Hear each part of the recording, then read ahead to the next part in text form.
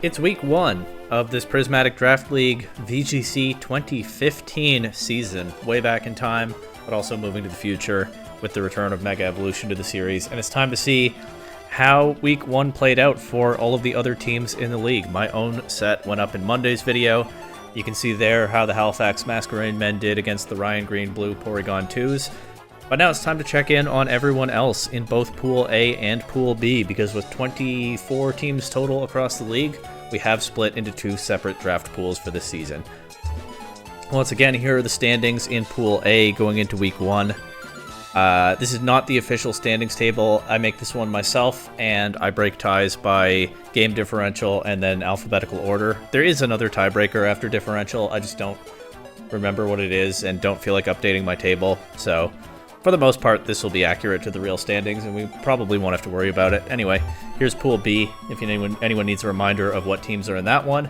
And, of course, this season is still anyone's for the taking, as it just gets started here. But before we get to the replays, there are also some trades to go through. For the very first time, because this is the PDL's first time doing a points league, there was a grace period for 24 hours after the draft had finished in both pools. There is a limit on how many free agent trades you can make over the course of the season. I think it's 5 trades. Not sure. I probably won't have to find out. I don't tend to make a lot of trades. But for this grace period, teams could make as many free agent swaps as they wanted, and it would not count toward the limit. 24 hours to make whatever changes you want within the rules of the league.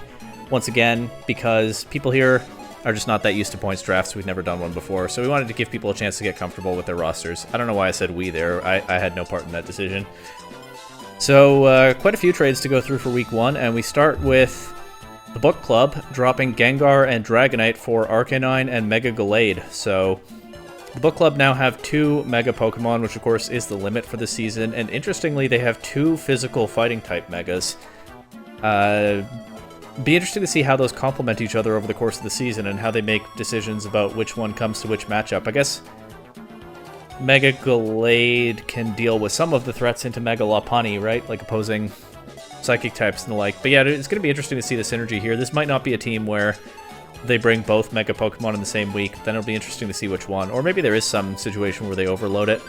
They do need some answers to fighting types, as they have dropped Gengar and Dragonite, 2 Pokemon that helped to cover that Lopunny weakness pretty clearly.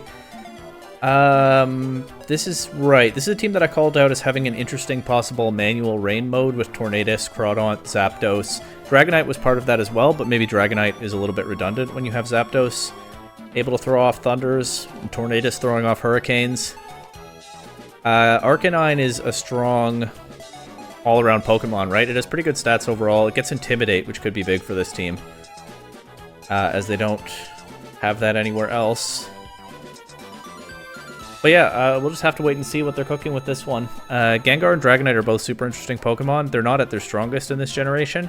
Arcanine is always useful to have. Mega Gallade is one of my favorite Megas design-wise, so I'm definitely interested in seeing what it does, but yeah, I'm definitely curious about where this one will go. I don't have much insight here other than just Arcanine is good.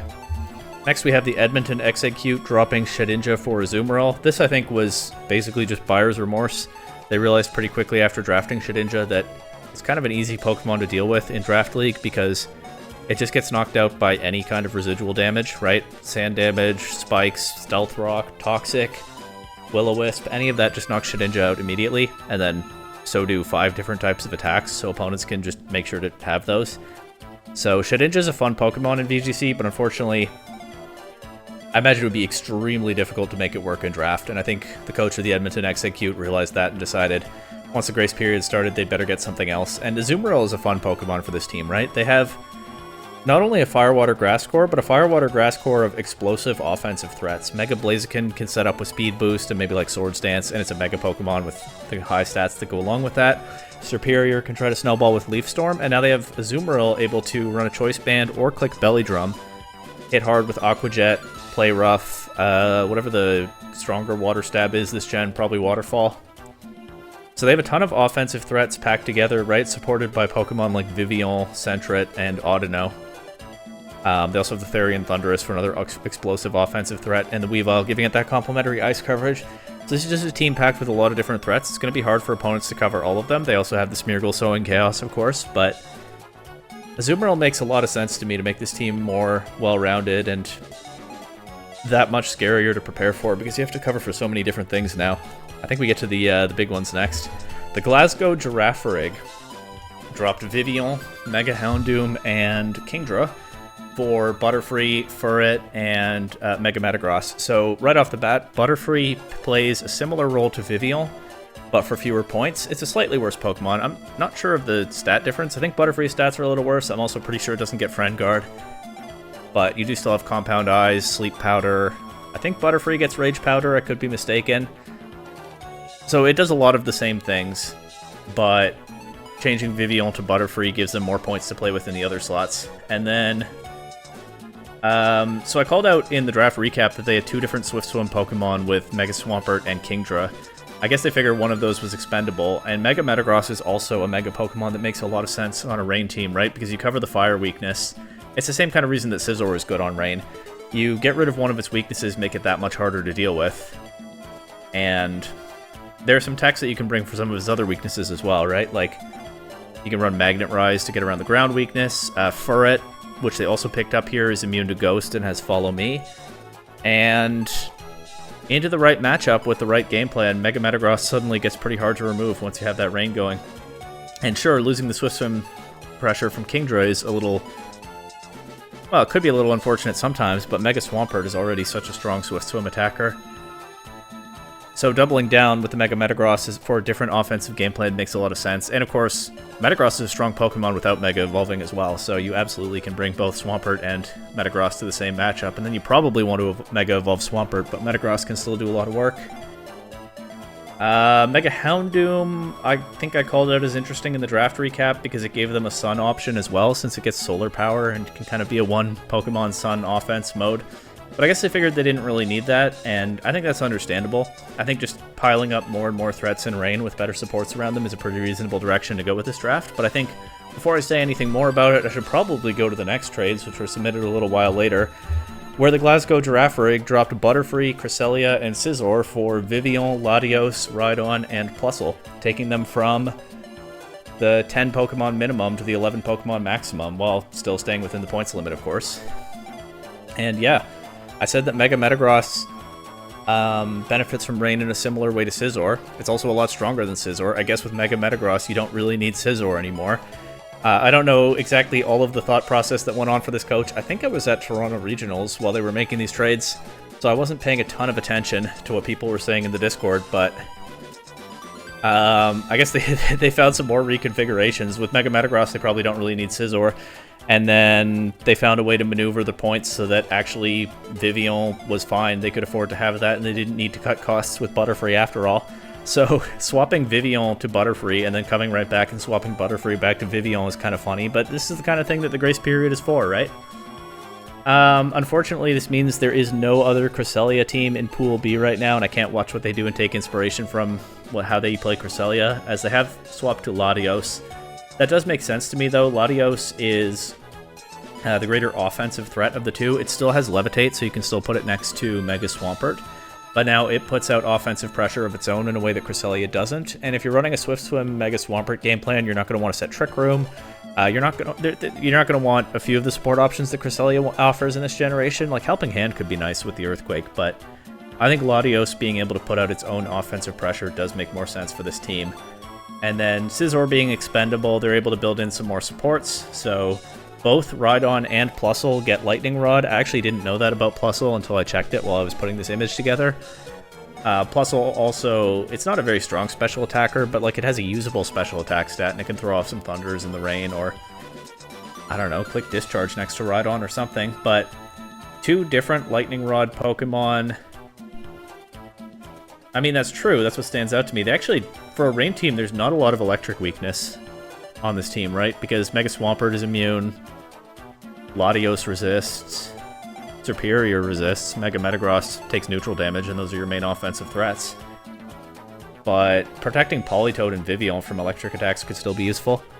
And Rhydon gives them another Earthquake Pokemon. They can click Earthquake next to Latios or Vivillon. Plusle, like I said, can click Thunder in the rain. So it's kind of funny to watch a draft change so much in the first 24 hours after the draft is completed. But I do think this team is overall made better by these moves. I think the Mega Houndoom was interesting, but I do think that it was not as good a fit as some of the threats that they've picked up since then. And overall, they do kind of have a more coherent team here. So good demonstration of what the grace period was for, isn't it? Next, the Ontario Oguris dropped Charizard and Mega Sharpedo for Therian, Thundurus, and Mischievous. I'm a little bit disappointed by this one because I know in the draft recap I said this is the only pool where Mega Sharpedo was drafted. I'm really looking forward to seeing what they do with it. It was the second Mega. It's probably not going to come super often, but it can be very threatening. Taking some time to set up with Speed Boost before it Mega Evolves, and it looks like we're probably not going to see Mega Sharpedo do anything at all this season unless someone else picks it up. Oh well, that means I can focus in on Mega Gengar? Mega Gardevoir game plans. There we go. Which I think is what they wanted to do in the first place. I just noticed as I look over the list here, actually, they have the full trio now of Tornadus, Thundurus, and Landorus. With Tornadus in the Incarnate form and the other two in the Therian form, so that's kind of fun. They're all very strong Pokemon, as well as just being fun to group together. Do they have Perish Trap? I don't see the Trap. I see the Perish now that they picked up Mischievous. Yeah, Mischievous is just like a decent, bulky Eviolitemonn. Yeah, once again, I don't necessarily know all of the synergies off the top of my head, but having all three of that legendary trio is pretty fun, and then Lucario is very strong, Mega Gardevoir is very strong, Kangaskhan and Bisharp are stronger than you might think. The team has a lot of threats. We'll have to see how they play together. And then I think this is the last one. The Grounded Punching Bags traded Charmander for Zoroark. I have no idea why they drafted Charmander in the first place, especially when they were able to afford something like Zoroark, but maybe they just figured they'd punt to the grace period and figure things out when they saw what other teams were doing. I don't know. Zoroark's a fun Pokemon. It can play some tricks with its illusion, right?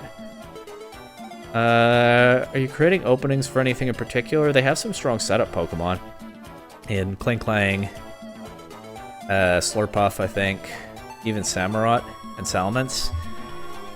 So Zoroark baiting out counters so that they can remove them, so that their strong setup threat can win the end game, is something that their opponents will have to watch out for. So that's kind of fun to see. And I think that's it for the trades this week. One other team, Bois, did try to post a trade of Purloin for Mega Kangaskhan, but that was like about as illegal as can be, so that one didn't go through. Good effort, I guess. But with that, the grace period was over. No more trades for week one, and it's time to cut to the replays now. As always this season, I will be going through the replays in chronological order. So the order in which the matches were actually played, except for my convenience in getting this organized, I will do all of Pool A first, and then all of Pool B. So Pool A, chronological order. Pool B, chronological order. 6 matches in A, 5 matches in B. Let's go.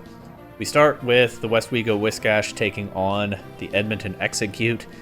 The Whiscash have brought... Is that Mega Metagross? I don't remember. I think it is. I think somebody else has regular Metagross in Pool A.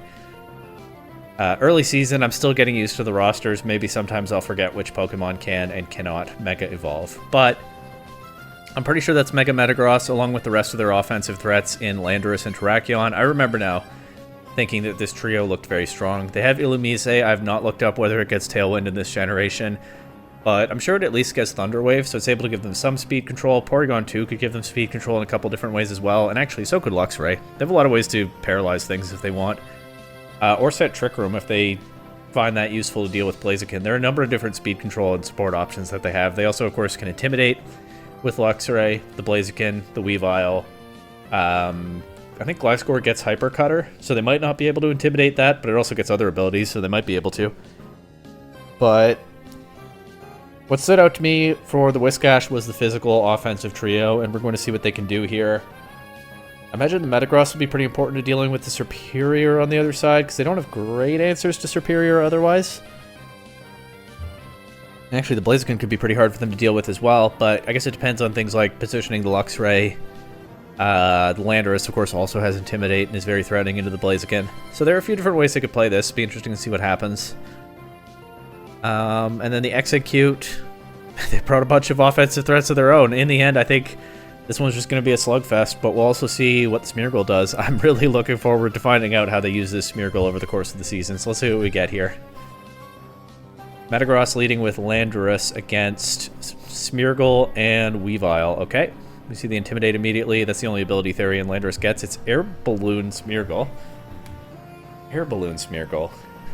So it's immune to Earthquake until the balloon is broken.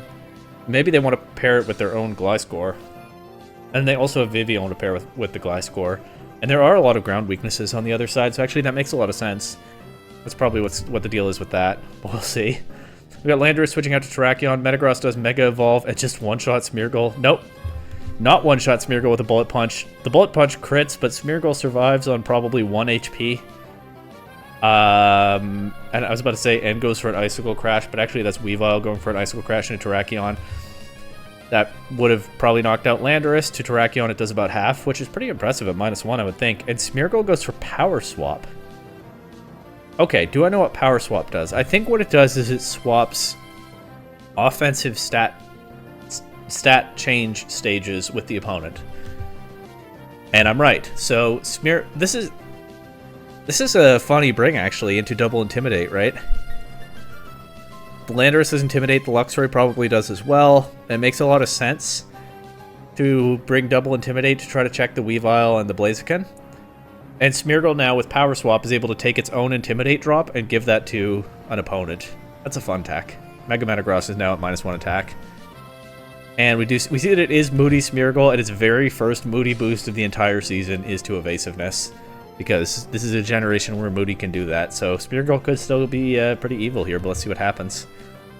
Metagross goes for a Bullet Punch and misses into Smeargle. What a perfect start to the season for Smeargle. And then on top of that, Weavile misses the KO on Terrakion with the Icicle Crash, but gets the flinch.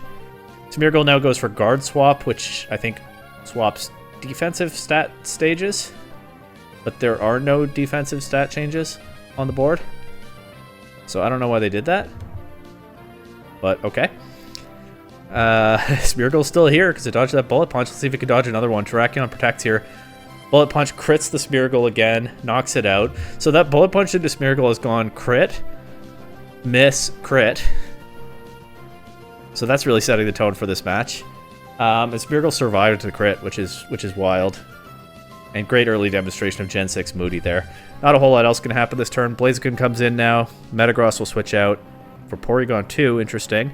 As Blaziken protects, presumably to get speed boost. Weavile now misses an Icicle Crash into Terrakion, but Terrakion targets Blaziken, which avoids a hit with Protect. We see the Landorus come back in and gets an Intimidate drop into Blaziken. It's threatening it with Earthquake. Blaziken will Mega Evolve and one-shot Porygon 2 with a crit from the Brick Break as Weavile crits Landorus and knocks that out. And now Terrakion and Metagross are back. Blaziken protecting again here, even though it's at +2 speed, and resists the Bullet Punch. But Weavile knocks out Terrakion with an Icicle Crash. Metagross goes for a Zen Headbutt into Blaziken. It actually takes a Blaze Kick after that. It is -1 Blaze Kick. Dodges an Icicle Crash. Why not at this point? Knocks out Blaziken with a Zen Headbutt. But the Empoleons, the Exeggcute still have their superior. They miss another Icicle Crash, but Leaf Storm will knock out the Mega Metagross. And that was game 1. I don't know what you can even say to that one. There were, what, at least 4 crits in that game? And a bunch of misses as well, and an Icicle Crash flinch. I mean, that's Pokemon right there. What a start to the season. I don't know, if you're the coach of the Westwego Whiscash, I don't know what you even take away from that one when you're trying to adjust for game 2. But let's just jump in and see what they come up with, and see if any more of this nonsense keeps happening. Metagross leading again, this time with Illumise. So we'll get some insight on what Illumise does, as we see Weavile and Vivillon on the other side. Metagross protects, without Mega Evolving, interestingly. Metagross is the only Mega they've brought to this game. I don't remember whether they have another one on their roster. And this being Gen 6, I believe Mega Metagross has higher speed than the base one. Maybe it doesn't matter in the Tailwind, as we see confirmation that Illumise does get Tailwind in this gen. But you don't get access to that speed immediately on the same turn that you Mega Evolve, right? This is something that's going to come up a lot this season. So I can't think of any reason, independent of that, I can't think of any reason for Metagross not to Mega Evolve that first turn, but it actually, there's maybe like a small chance that not Mega Evolving there could hurt it.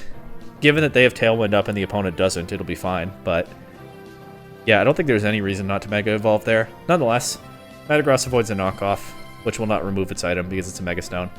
We see Vivillon go for a Rage Powder.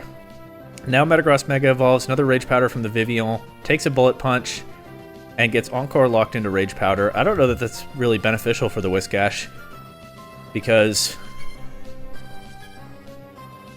Metagross will drop to another knockoff. But let's see what they do here. Maybe switch Metagross out. Yeah, Terrakion comes in, makes sense. Oh, they could get a justified boost if Weavile goes for knockoff into Terrakion. Illumise goes for a Bug Buzz, but it's resisted and it doesn't KO the Vivillon, so Vivillon will still be here to click another Rage Powder next turn, although Terrakion, if it goes for Rock Slide, that just gets the spread damage that actually does a lot to this whole Exeggcute lineup. So let's see. Terrakion does come in on a knockoff and get the justified boost at the cost of its Life Orb. We see the Superior switch in now as Vivillon has to use Rage Powder. Redirects are close combat. I'm surprised that we didn't see a Rock Slide there, but maybe they don't have it. And Vivillon, or Illumise, I mean, lands a Bug Buzz into Superior with the Vivillon being knocked out. It does about half, but it also gets the special defense drop, and with Contrary, that's a special defense boost. So one more little bit of variance that we hadn't yet seen in this set, but of course, this is the set where that's going to happen. Tailwind is over, but Illumise is still here. Weavile comes back in, Terrakion protects. It's Thunder Wave now into Weavile. This is also going to come up, I'm sure. Dark types are not immune to Prankster in this generation. That was a Gen 7 change, so Illumise can click Prankster Thunder Wave into Weavile. I'm sure we'll be seeing more of that over the course of the season. Icicle Crash knocks it down to its Focus Sash that we now see it has as Terrakion avoids a Leaf Storm. Now the Tailwind is back. But Superior still goes before Terrakion. Oh, it's non-dynamic speed, right. I keep talking about this and I still got tricked there. I'm pretty sure. So I keep saying dynamic speed. As of Sword and Shield, if something happens during a turn that would change the speed order, the order actually changes within that turn. Before Sword and Shield, move order is locked in before the turn starts, and nothing changes it within the turn that's already started. Any changes would kick in for the next turn, except in Gen 7, a Pokemon that Mega Evolves gets its speed change immediately, not the case in Gen 6. So, I think what just happened is Vivillon clicked the Tailwind, but Terrakion didn't get to benefit from the Tailwind same turn, because the move order was already locked in. I think that's how Tailwind works in this generation. I still wasn't ready for that, so I'm sure a lot of coaches won't be over the course of this season. But that's why Superior went before Terrakion there, I'm pretty sure. And it's unfortunate for the Whiscash that they're the early season victim of this, as they lose their big offensive threat right there. Illumise will be knocked out by an Icicle Crash, but they do now get Landorus and Metagross with 3 more turns of Tailwind, so it's not necessarily over. Metagross protects around its partner's Earthquake, but Superior resisting the Earthquake, even though it's at fairly low HP, not knocked out there. Weavile also survives the hit from full, knocks Landorus out with an Icicle Crash, and Metagross will pick up the Weavile, but it'll drop to a Leaf Storm once again. So, the West we go Whiscash. Their offense falls a little bit short here. The Tailwind physical spam was really scary, and I think we did get some good proof of concept here, and opponents will have to take it very seriously in future weeks, but these teams just traded blows back and forth with a whole lot of hacks involved, and the Edmonton Exeggcute had enough firepower to get through it, and so they do take the 2-0 win.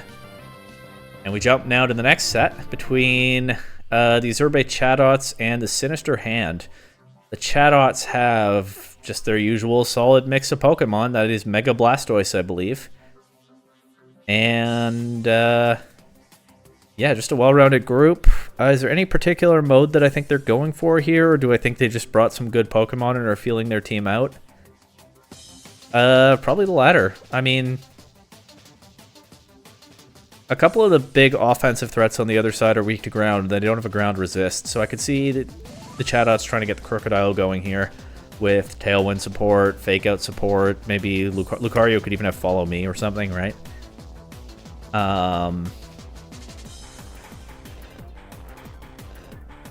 Yeah, I could see a Crocodile game plan. But there are some answers to that on the other side, right? They have at least 1 Intimidate, maybe 2. The Dusclops could probably take a hit and burn it. And then the Suicune is actually a pretty big threat. There aren't great Suicune answers on the Chatots side, at least that I can see. Like, Suicune kind of just tanks hits and throws back water-type damage that they're not super well equipped to deal with. So both teams have an interesting mix of Pokemon with something that's strong into the other side, and it'll just be a question of how they position them. I could also see a Trick Room mode coming out from the Sinister Hand, right, with Chandelure and Dusclops. And Fungus, even. And the Dusk Noir might be there to help reverse Trick Room or prevent it, but otherwise, if they go for a Talonflame Tailwind game plan, they could play right into the opponent's hands. We also could see Tailwind on the Suicune. There are a lot of different ways this one could play out, so let's see. When both coaches have just brought a good, solid mix of Pokemon, it can be hard to predict what's going to happen. We do see Talonflame and Crocodile lead for the Chatots. That does make a lot of sense to me. Against Dusknoir and Scrafty from the other side, so it might be a Trick Room game plan for the Sinister Hand, and we'll see what the Chatots have for that. Intimidate's traded both ways, as the Dusclops has Frisk, so we get to see some items here. Much appreciated for the commentary side of things, as Talonflame is holding a Chardy Berry, so that's the Rock Resist Berry, makes sense. And Crocodile has an Assault Vest. Interesting. That might enable it to take a hit from something like a Chandelure or a Suicune, right? And make it yet more of an offensive threat. We see Fake Out from the Scrafty into Talonflame. I'm going to call out here, Talonflame will flinch. There's no Covert Cloak in this game. We already know its item anyway. But this is Gen 6. Gale Wings always works, even when Talonflame is not at full HP. It just, if it's running Gale Wings, it just always has priority on its flying type moves. So the Fake Out will not shut that down in future turns, though Talonflame will flinch this turn. But what does Dusclops go for? It takes a knockoff pretty well. Loses Eviolite, but gets the Trick Room, which is the main thing I wanted, I think. And then we see it go for a Rock Slide. Talonflame takes that well with the Chardy Berry. Crocodile's not really in any danger. It does take a bunch from a Drain Punch from the Scrafty. And it gets flinched by the Rock Slide. And Talonflame actually U-turning out of there brings Lucario in. But can the Chatots handle this Trick Room mode? We see the Blastoise come in with the Follow Me Lucario, so they're going to try to stall the Trick Room out. I think both these Pokemon are not taking much from Rock Slide, but Lucario redirecting a Drain Punch into itself is maybe unfortunate because it takes a lot from that. Blastoise buys some time with a Fake Out into the Scrafty. It crits, which is kind of funny. It probably doesn't have a ton of impact, but that should get them through this turn. As the Dusclops is still clicking Rock Slide, that's probably its only attack, and it doesn't do very much here. And Lucario will get a chance to attack Scrafty here. Yeah, it goes for an Aura Sphere, but it actually misses the KO. Scrafty now switches out to Suicune on the last turn of Trick Room. We see the Blastoise Mega Evolve, which I hadn't really realized it hadn't done yet. Lucario avoids a Taunt with that Protect, so that'll prevent it from shutting down a Follow Me or something. And Suicune, yeah, Suicune takes about a third from the Aura Sphere. Pretty much every obvious thing that the Chatots can throw at Suicune, it should take pretty well, which can make it hard to deal with. And we see that it is a Tail Room mode from the Sinister Hand. As soon as the Trick Room ends, we see the Suicune click Tailwind. Talonflame has been forced off the field, so for now there's no matching Tailwind from the other side. Dusclops will drop to a double up with Flash Cannon and Scald. The Sinister Hand probably realizing they're not getting another Trick Room here. The Chatots are all in on denying it, but that gives them an opening to set the Tailwind. And we still haven't seen their last Pokemon, but I would think it's either Chandelure or Mawile, because they need the damage from it. Sure enough, there's Mawile. There's another Intimidate. These are both special attackers, so they're fine. Blastoise switches out to Talonflame, which could cause some trouble for Mawile. Which just protects this turn, avoids a Surf from its teammate, and the Surf crits both of the Pokemon on the other side. It's just an absolute crit fest so far this week. I don't know how much each of those mattered. Lucario is pretty low, and Talonflame is weak to water, but they do both get crit by the Surf. And now it's Mawile and Tailwind. There's no Talonflame to check it. Suicune's still putting out pressure. Crocodile and Blastoise remain. Crocodile does get intimidated to Mawile, but Mawile just switches out. Scrafty comes in to intimidate the Crocodile. Blastoise will protect through this turn.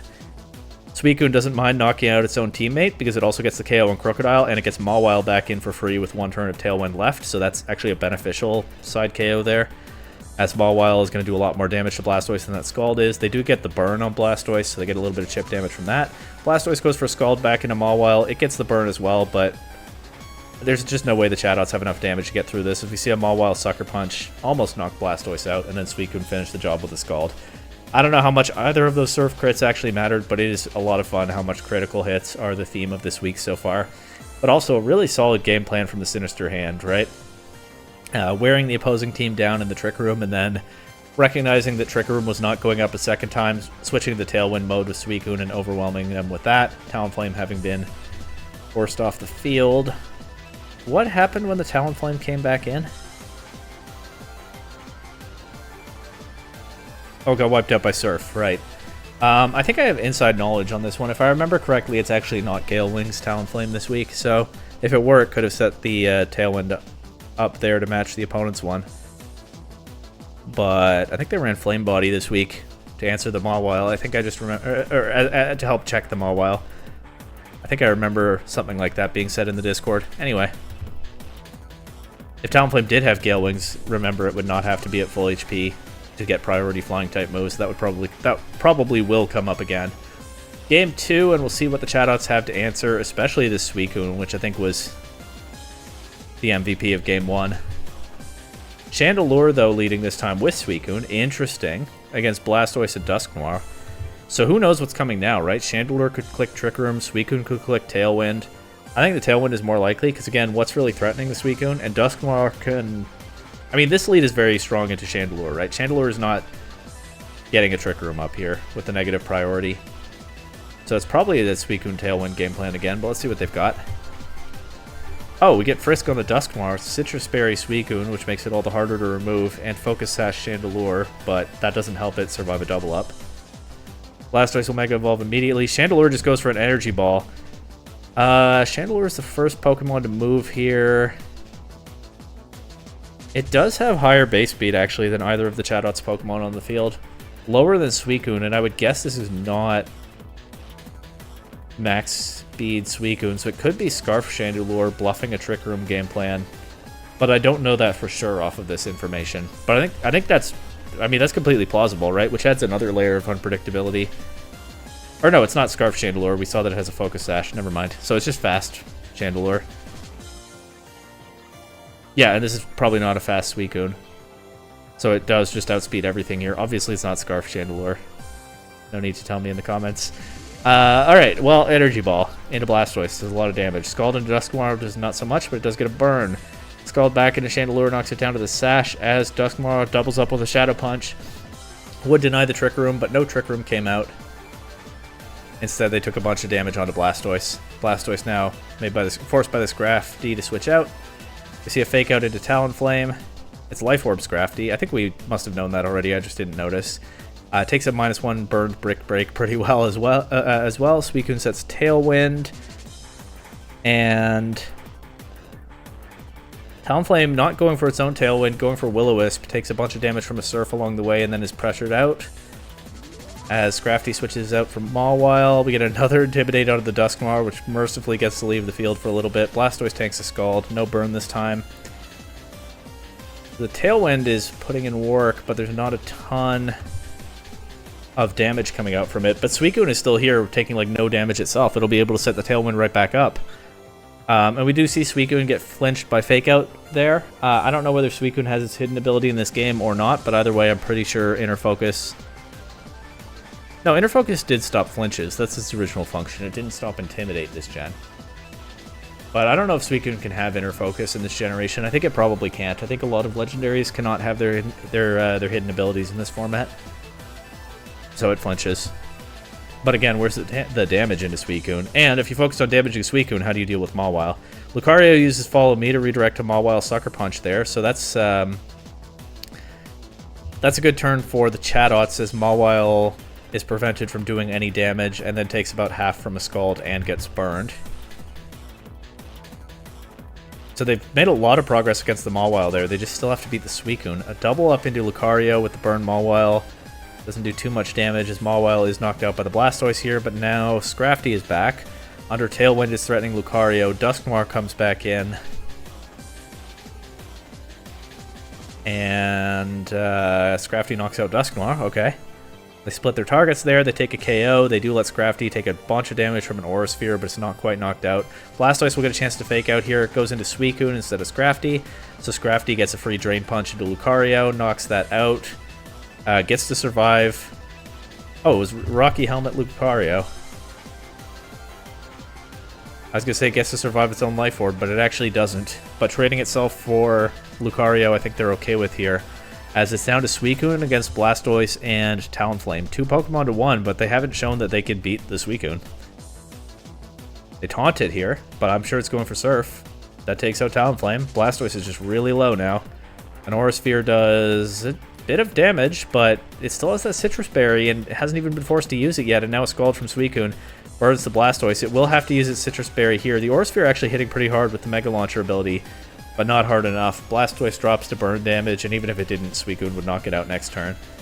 So, I mean, this is just classic Suicune gameplay right here, right? This is why Suicune was an absolute menace in Gen 2 and Gen 3 formats, because it just sits on the field and is hard to remove and tanks through things with that Water Stab that a lot of Pokemon don't take super well. It's fun to see that in Gen 6 and in a doubles format. Maybe not so fun if you're the Chatots, but they really just never found an answer to that Suicune, and that definitely seemed to make the difference in this set. Up next, we have the Nothing Burger taking on the East Coast Espurr. The Espurr bringing their Mega Salamence with Thundurus for probably speed control and stuff. I mean, they do also have rain options, right? They can click Manual Rain with the Thundurus. Salamence doesn't benefit that much from it unless it's running Hurricane. I don't know if it gets Hurricane in this gen. I think it probably does. But then Ferrothorn is pretty hard to remove in Rain. Swampert cannot Mega Evolve on this team, so it doesn't get Swift Swim. But it gets stronger Water-type damage. And yeah, they can run a Ferrothorn setup mode with Thundurus, disrupting opponents, Clefairy Redirection, Espurr Fake Out support. Or they can run Mega Salamence offense with the same supports. Two pretty simple game plans. We'll see what they go with here. Simple game plans, but hard to deal with. And on the Nothing Burger side, I do not know what's going on. Probably Trick Room with Claydol and Escavalier. I think Bayonet's their Mega, right? It could be like Guard Split Shuckle to make something like Escavalier or Bayonet hard to remove. I have absolutely no idea what Wailord is supposed to do. Let's just jump in and find out. So we see Salamence and Clefairy, so it looks like the Salamence mode for game 1 against Shuckle and Claydol. Why did Shuckle get an attack boost there? Oh, it is contrary. I forgot that Shuckle gets that. I haven't thought much about Shuckle in a while. So it gets an attack boost from the Intimidate. Okay, makes sense. Okay, Salamence Mega Evolves. There's a Follow Me, and it's just a Flying type return, of course, boosted and type changed by Aerolate into the Claydol for a whole bunch of damage. And we see a red card. That's fun. So Salamence will be switched out. It doesn't take any damage or anything. It'll just be able to come back in later. But Salamence will be switched out here, and if it is a Trick Room game plan, Clefairy can be pretty disruptive into Trick Room, but if Salamence ends up having to come back in soon, it could be a lot more vulnerable than it was in this turn 1 position. But we'll see. We see Swampert. We see Power Split, which I think that works like Guard Split, right? So Guard Split, which is the Nightmare move with Shuckle and Chansey, averages the defensive stats of the two Pokemon, and Shuckle has some of the highest defensive stats in the game, so it makes a teammate very hard to remove. Power Split, I think, probably does the same thing with the offensive stats, attack and special attack, and Shuckle has some of the lowest in the whole game. So if it landed that into Mega Salamence, which is probably what it was trying to do, then Mega Salamence's offensive output would get a lot worsened. But Clefairy doesn't much care about that, so the Follow Me paying off for the Espurr there. Also, I mean, the one problem here is they led that with red card Claydol, and I'm not surprised that the Salamence attacked Claydol turn 1. That's a bulky Pokemon that can cause you some issues with moves like Trick Room, right?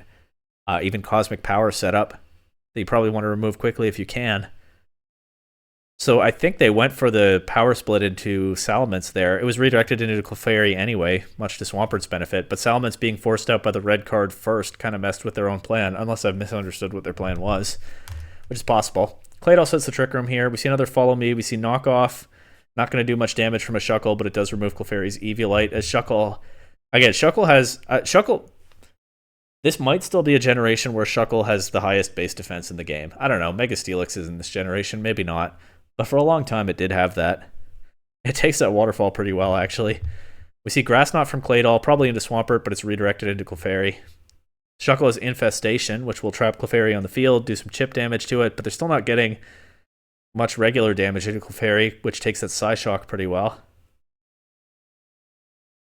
And Clefairy just keeps spamming Follow Me. Swampert takes out the Claydol here. Escavalier is on the field with Trick Room, but only one turn left. We see Bayonet come in. It reveals the Assault Vest on Swampert with his Frisk. And we see Ferrothorn in the back for the Espurr. So did they bring the Salamence or the Ferrothorn?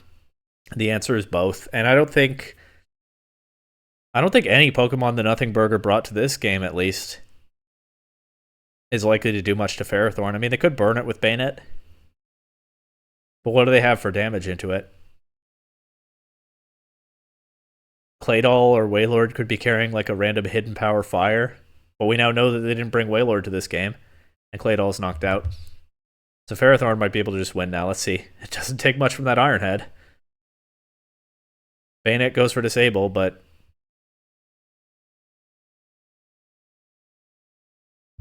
nothing to target with that, I guess. We do now see Bayonet gaining Prankster when it Mega Evolves, getting the priority Will-O-Wisp into Swampert. The Will-O-Wisp could make a difference into Ferrothorn.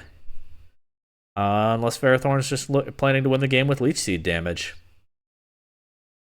I don't know how they deal with that. Swampert's still doing a little bit of damage while it's burned.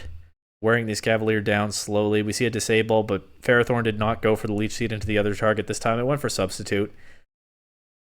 And that's going to mean Ferrothorn can't be burned immediately, but it also means that this Ferrothorn really is just committed to being extremely difficult for the Nothing Burger to break, which makes sense because looking over the whole team they brought this week, there's not much that can deal with Ferrothorn. Salamence is burned, is throwing off attacks, but Ferrothorn I think is the main story here. I mean, they can knock Shuckle out here if they want. They go for Bayonet instead. Oh, they can also go for Shuckle with the Iron Head. Okay, yeah, that's efficient. And there are just so many ways that Bayonet loses the game at this point. And yeah, I mean, it feels like there must be a hidden power fire somewhere because I don't know how this Nothing Burger lineup ever deals with Ferrothorn otherwise. So now that Ferrothorn has kind of proven in Game 1 that it's going to be a nightmare to remove, let's see what they have for it in Game 2. Clefairy leads with Salamence again against Claydol and Shuckle again. Okay, same leads as before. What will the Salamence do this time? We see the Follow Me again, of course. It's just another return into Claydol. Salamence fine to do a billion damage and then get forced out. Knock off into Clefairy, removing the Eviolite, but they still had trouble removing the Clefairy, even without his Eviolite last game. And this time the Ferrothorn is dragged in by the red card, so it'll be able to get going immediately if it wants. Clefairy's infested. Ferrothorn actually misses Leech Seed into Shuckle. Claydol survives a Moonblast, but there's no hidden power fire. It goes for Psyshock into Clefairy. There was no Follow Me this turn. They spammed Follow Me so many times. If I'm their opponent, then I'm thinking that any attack I click is going into Clefairy. So the Psyshock makes sense. But after all that conditioning, the Espurr just get to throw off a Moonblast, and Claydol will not be with us much longer. This time the Leech Seed lands into Shuckle. Claydol's knocked out. What is ever beating the Ferrothorn now? Wailord is here. We didn't see Wailord last game. Shuckle goes for... Oh, no. Shuckle goes for Guard Split, probably into Wailord. But it gets redirected by the Follow Me, so now Clefairy gets to average its lower defensive stats with Shuckle's higher ones, so Clefairy's going to be even harder to quickly remove here. Shuckle gets hit hard by an Iron Head crit, and Clefairy actually survives a Heavy Slam thanks to the Guard Split. Wailord is running Heavy Slam. There's something they have to take out Clefairy. I don't think Wailord is an especially heavy Pokemon, despite its size. Like, that's his whole thing, right? It's weirdly light for its size, but that still does a lot to Clefairy. It's a small Pokemon. And the Guard Split definitely mattered, because Clefairy barely survived that, and it definitely gained health, or not health, gained defense from Guard Splitting with a Shuckle. That said, Clefairy's going to get knocked out by Infestation. Unless the Leech Seed comes out first. I don't know what happens here. The Leech Seed comes out first. Clefairy's freed from Infestation. It actually survives the turn. Last turn of Trick Room. No Follow Me. Escavalier takes a shot at Ferrothorn. Doesn't do a whole lot of damage. Clefairy just chips the Wailord with Moonblast, and now it drops to a Heavy Slam. But it did get to do a little bit more damage on its way out. And Trick Room will end here. Just in time for Salamence to come back in. Hit Wailord with a return. Wailord does survive and hit back with an Ice Beam. Not a terribly strong Pokemon. Wailord, Mega Salamence tanks the Ice Beam. You don't see that too often. It does get frozen, but again, the Nothing Burger have not shown any answer to the Ferrothorn. So Mega Salamence is just kind of a luxury at this point. I guess to click return and do big damage. Oh, it survived an Ice Beam. Mega Salamence doesn't seem to even matter to the game right now. I think Ferrothorn just wins. There's a substitute. Not even broken by a draw run. Mega Salamence can speed things up at least if it thaws, which it doesn't. Wailord actually goes for rest, but Ferrothorn, if it lands a Leech Seed into Wailord, which it doesn't go for here, but if it does, it's going to get so much recovery because Wailord has a lot of HP. Oh, and they still have Swampert in the back. I forgot they still have another Pokemon. That Waterfall does enough that his Cavalier will drop to the Leech Seed, but actually gets knocked out by an Iron Head first. I guess with rest, the Wailord could just stall for a long time if you're relying on Leech Seed damage to beat it. So taking out the Escavalier first and then being able to focus down on just the Wailord makes perfect sense here. We see it's actually a cursed setup Wailord, so maybe there's some timeline where it could have beaten this Ferrothorn, but it's not this endgame here. Getting crit by a Waterfall doesn't help, but yeah, it doesn't really... I'm pretty sure the Nothing Burger never win this. A cursed Wailord under different circumstances might have been able to make a real difference here. Although it's tricky because the Ferrothorn could be running Power Whip or something for all you know before you actually scout it.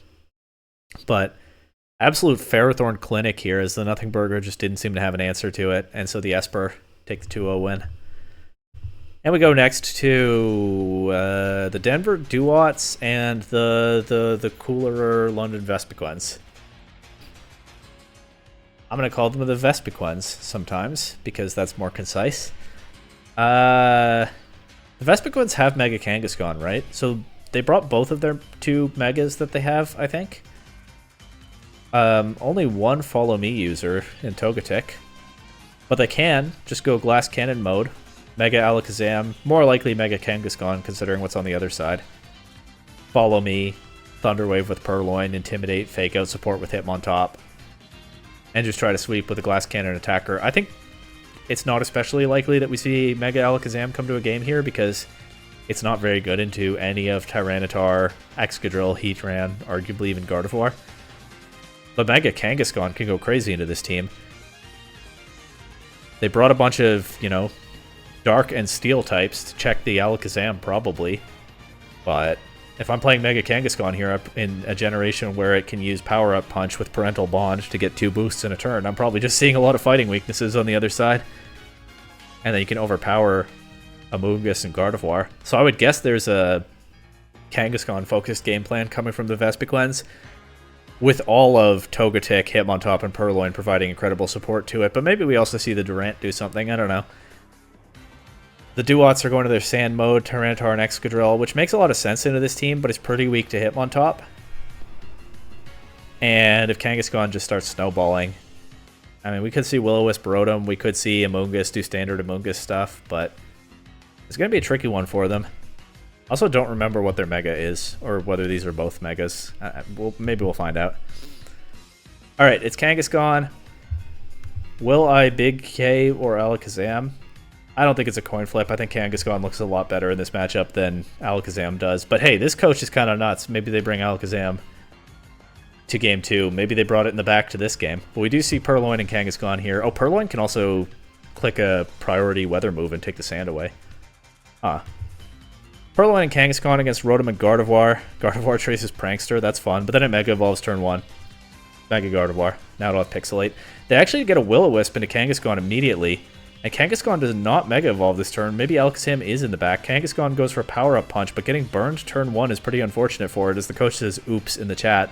We see a Purloin switch out to Togetic. Kangaskhan does Mega Evolve here and goes for a turn into Gardevoir. With Parental Bond, it does a lot of damage, but the burn does prevent a KO there. I'm pausing here to note that Seismic Toss is very strong on Kangaskhan in Mega formats, because with Parental Bond it does... Well, maybe I'm thinking of Smogon Singles, where it does 150 damage. With Parental Bond, it would do 75 damage, right? 50 and then half of 50. But if they do have Seismic Toss, I don't know how strong that is, but if they do have Seismic Toss, its damage is not affected by the burn, because it does fixed damage. So we'll see if they do, but they went for a return here. Amoonguss is on the field. Gardevoir sets Trick Room, interesting. Togetic Follow Me will redirect the Spore, and we see that Togetic has Safety Goggles, so it will not be made to take a nap. That's pretty strong anti-Amoonguss tech there. Gardevoir Hyper Voice going to do some damage, though, with that Pixelate. As a Power-Up Punch into Gardevoir gives Kangaskhan a couple of attack boosts, but does almost no visible damage. Rage Powder now will and Follow Me. Oh, Kangaskhan went for a Sucker Punch to knock out the Gardevoir. Good play by the Dewotts, redirecting that and preventing it from working, as Kangaskhan does no damage at all this turn before dropping a Hyper Voice. Togetic taking a lot from the Hyper Voice as well. Purloin and Togetic on the field. Gardevoir switching out there is interesting. Okay, they're avoiding some kind of disruption from the Purloin. It's Fake Out. Heatran has no problem with that. They went for the Spore again. Togetic redirected it, but there's like no offensive pressure right now from the Vespiquens. Heatran can click a free Heat Wave, knock out Togetic, do a bunch to Purloin, probably knock out Durant pretty soon, as that is the last Pokemon for the Vespiquens. They did not bring Alakazam to this one. Durant is going for Iron Head into Heatran. Good luck with that one. Does a lot to Amoonguss. Oh, and Amoonguss took out Purloin with Giga Drain. But yeah, Durant just drops to a Heat Wave. And for all that I talked about how strong the Kangaskhan looked in this matchup, the cooler London Vespiquens just got dismantled in Game 1 after Kangaskhan got burned on the very first turn. So we'll see how they adjust to that in Game 2. I could see them bringing the Alakazam, but the Alakazam looks so bad to me in this matchup. I don't know that they will. I think they just have to play more safely with the Kangaskhan, but let's see. Second coin flip, they say. It's Durant and Purloin leading, so the Mega not revealed yet. Gardevoir copies Hustle. That's really funny. Hustle, gives it an attack boost and gives its moves a chance to miss. And Gardevoir won't be using physical attacks, so I think it only gets the downside of Hustle, effectively. Of course, as soon as it Mega Evolves, it doesn't have Hustle anymore. But that's pretty funny for the time being. Gardevoir just protecting this turn. I mean, Rotom is pretty free to click Heat Wave into Durant if it wants. Or not Heat Wave, Overheat. That's the one that it gets. But it actually goes for Trick, so it could be a choice to Rotom. It gets Taunted. That's really awkward for it. If it's taunted and locked into Trick, it'll probably have to get off the field. Maybe I kind of slept on the Rotom, though. Rotom's been really good in this matchup because it's such a giant threat into Durant, and it can burn Kangaskhan. I mean, it can burn him on top, too. Anyway, not a whole lot else happened this turn. We see Purloin switch out now to Togetic. Heatran comes in. Rotom goes for Electro Web. Oh, okay. I actually don't know the interaction here. Maybe because it wasn't actually able to use Trick, it doesn't get locked into that, or maybe this means it isn't choiced. I'm not actually sure which. I guess it would make sense. If it's just not able to attempt the move, then it wouldn't get locked into the move, if that's what the interaction is, but I don't know the answer here. I see Trick Rotom, and I think it's probably choiced, but yeah, maybe it is, and I just don't know this interaction. That Electro Web did a fair bit of damage, though, along with the speed lowering, and Heatran is so well positioned now. Durant trying to set up with Hone Claws, but it's a -1 speed. It just gets absolutely cooked by a Heat Wave. It protects this turn, but it will get absolutely cooked by a Heat Wave. Togetic actually surviving the Heat Wave is interesting. The Vespiquens don't get to pivot in a faster Pokemon for free to replace the Togetic. But Togetic does get a chance to show the hidden power ground. Unfortunately, Heatran has the Shuka Berry. The ground resist berry, so this one time... Wow, that did not do much. I wouldn't bet that KOs even without the berry. But hey, the hidden power ground might have gotten them back into this game if it just did enough damage on Heatran, and then they could position with something faster. But I don't know. If you're the Vespiquens, I don't know if you prefer that Togetic be knocked out there. I mean, with the Shuka Berry, probably, yeah. Follow me, but these are spread moves. Togetic's gone. Rotom doesn't take too much from an Iron Head. And now Durant is gone. And in the back they have Purloin and...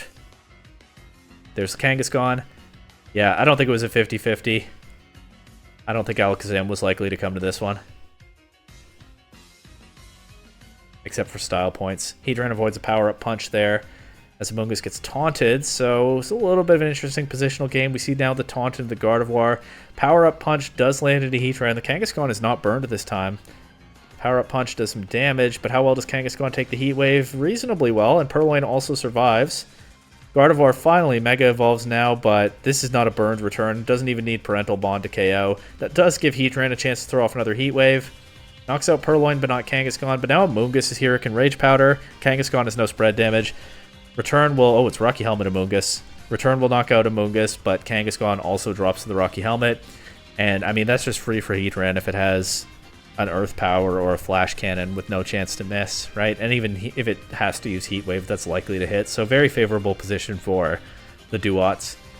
And they do take the 2-0 win here, as maybe we start to see the limits of Mega Kangaskhan plus a bunch of supports, but that's still a hard thing to deal with. You can't sleep on the Vespiquens the rest of the way. Mega Kangaskhan was the most expensive Pokemon in the draft for a reason, but Pokemon like Heatran and Rotom showed some good ways to answer it in this matchup, and the Dewotts take the well-deserved win.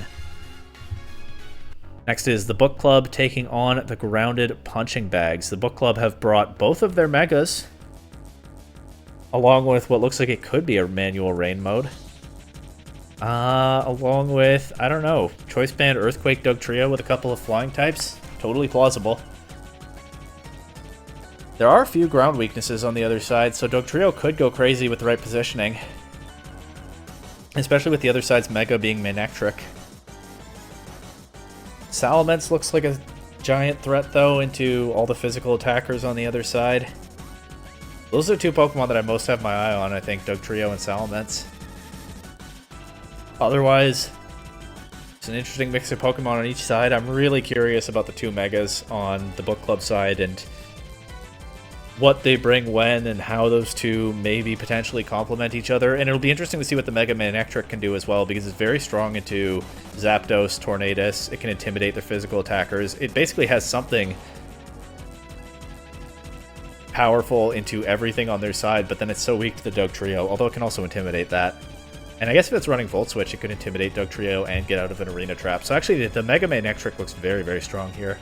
But we'll see if Dugtrio is able to get the better of it. So, let's see. Game 1. Lopunny leading with Gallade, both of them together right away. Okay, I didn't see that coming. Against Manectric and Infernape. Manectric Mega Evolves immediately, activates the Intimidate. We see the Gallade Mega Evolve, so maybe the thinking here is Lopunny can be a support for Gallade when it's not the main carry itself, which makes sense. We see a Fake Out here to flinch the Infernape. Manectric will get a pretty free discharge into everything else on the field, damaging its teammate more than anything else, though. Infernape shows the Citrus Berry to get some recovery. Gallade goes straight for a Swords Dance, goes from -1 attack to +1, and then protects, and we see a Feint from Infernape. So it gets a little bit of priority damage into Lopunny. It would break the Protect if it went into Gallade, but it went into Lopunny instead.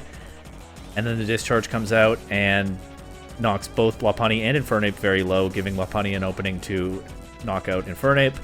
Gigalith comes in now, protects immediately. We see Quick Attack from Lopunny into Manectric, doesn't do a whole lot of damage. Gigalith protecting, avoids the discharge as Lopunny gets knocked out. Gallade gets paralyzed. It goes from bad to worse for Gallade as it close combats into the protect. Manectric is still taking almost no damage and just keeps spamming that discharge. But now we see the Dugtrio finally come in as Gallade protects around a Flamethrower.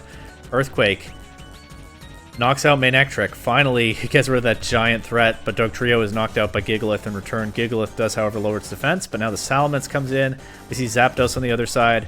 The Zapdos could have Hidden Power Ice. That's pretty obvious tech coverage move to put on Zapdos, especially when you're facing a Salamence. And a lot might come down to that because Salamence looks like it's in an excellent position if there's no Hidden Power Ice, but there absolutely could be a Hidden Power Ice. Let's see.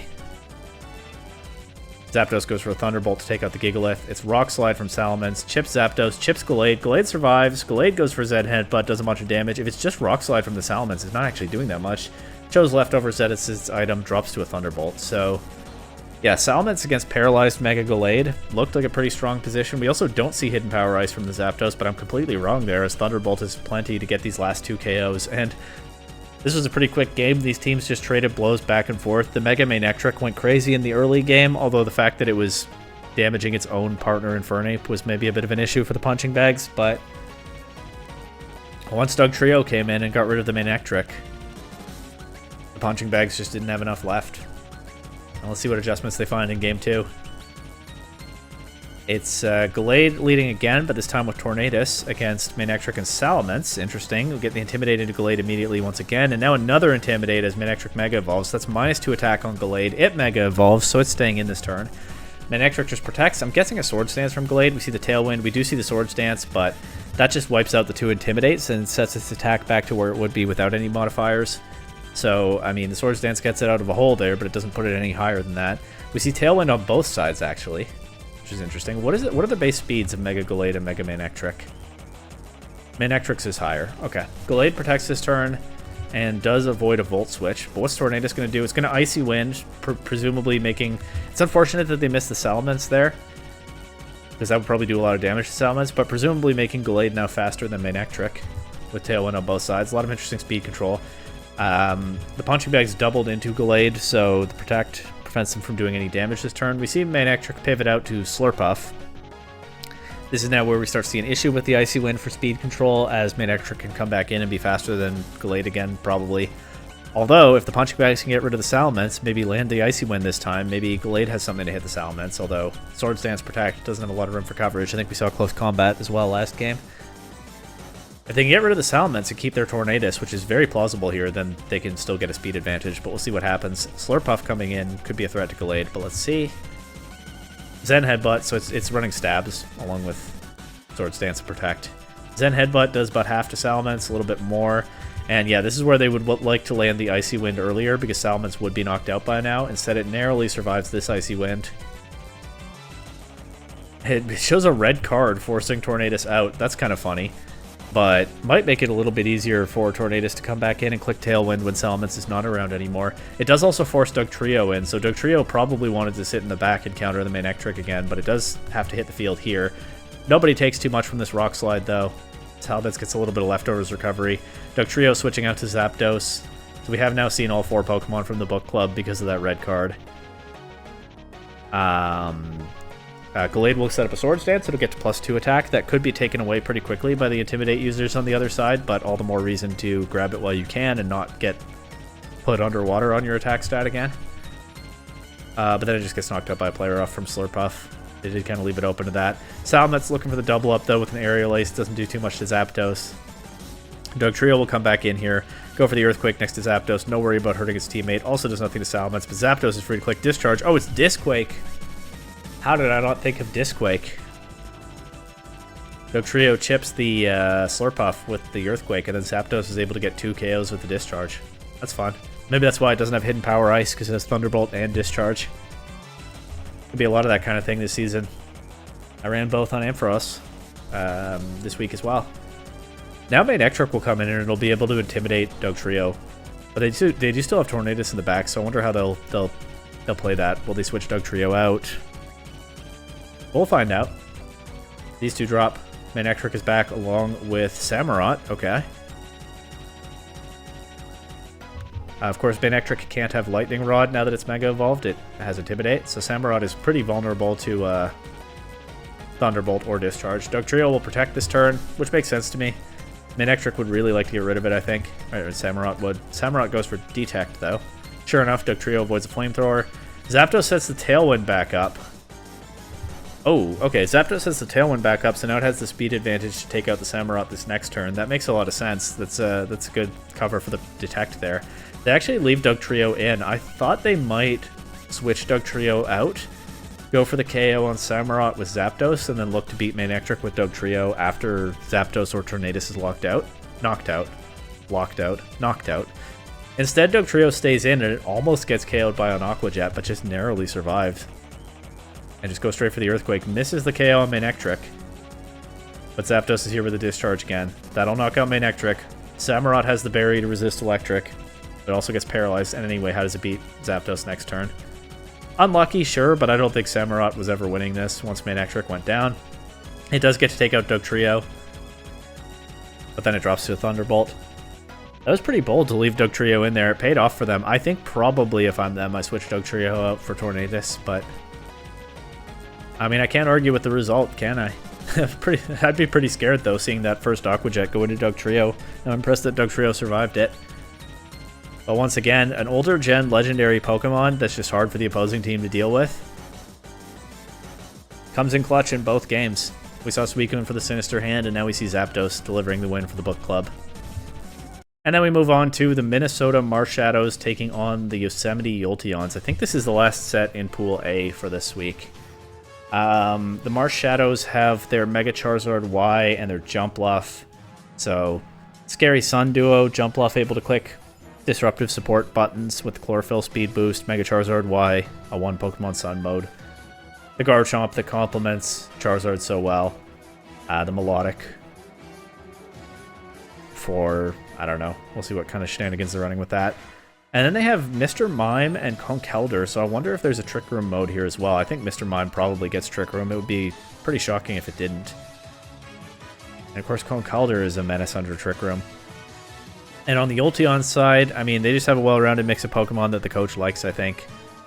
I believe that is Mega Gengar. I believe that is not Mega Gyarados. We know it's not Mega Gardevoir because we saw that already this week. I can see Gyarados putting in a lot of work here, actually, against Charizard, Garchomp, Conkeldurr. So we'll see what techs the opponent has for it. I mean, Jump Off could be disruptive into it. Mr. Mime definitely gets electric coverage. If it's Intimidate Gyarados, does Melodic get competitive in this generation? It looks like it does. So the Gyarados is the Pokemon that jumps out at me on the other side. But also, you know, if Mega Gengar traps the right stuff on the field and is able to take some key KOs to open doors for its teammates, I mean, I think that's a lot of the theory behind this Yolteons draft, probably, right? The Mega Gengar can trap things, you can get a favorable position, removing a specific threat that's unable to switch out, and then you can tailor that game plan to whatever you have in the back, and there are all kinds of different things you can have in the back, so to some extent, they'll just play the matchup, and we'll see what happens.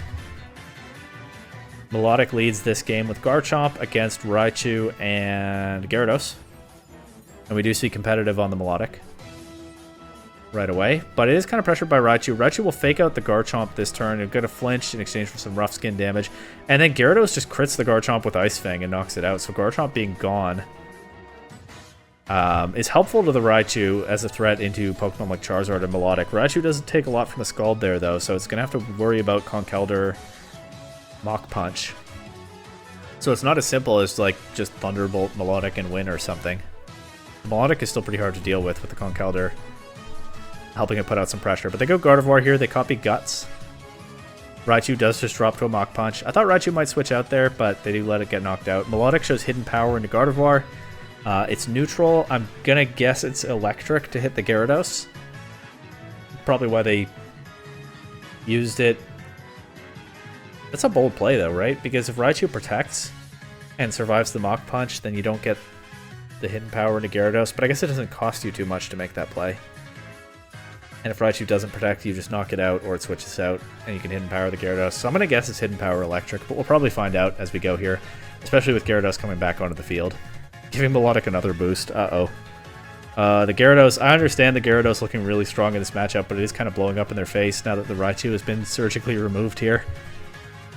We see Dazzling Gleam from the Gardevoir. Conkeldurr protects, doesn't do too much to Melodic. Conkeldurr avoids a waterfall as well. We see Scald knocking out the Gardevoir.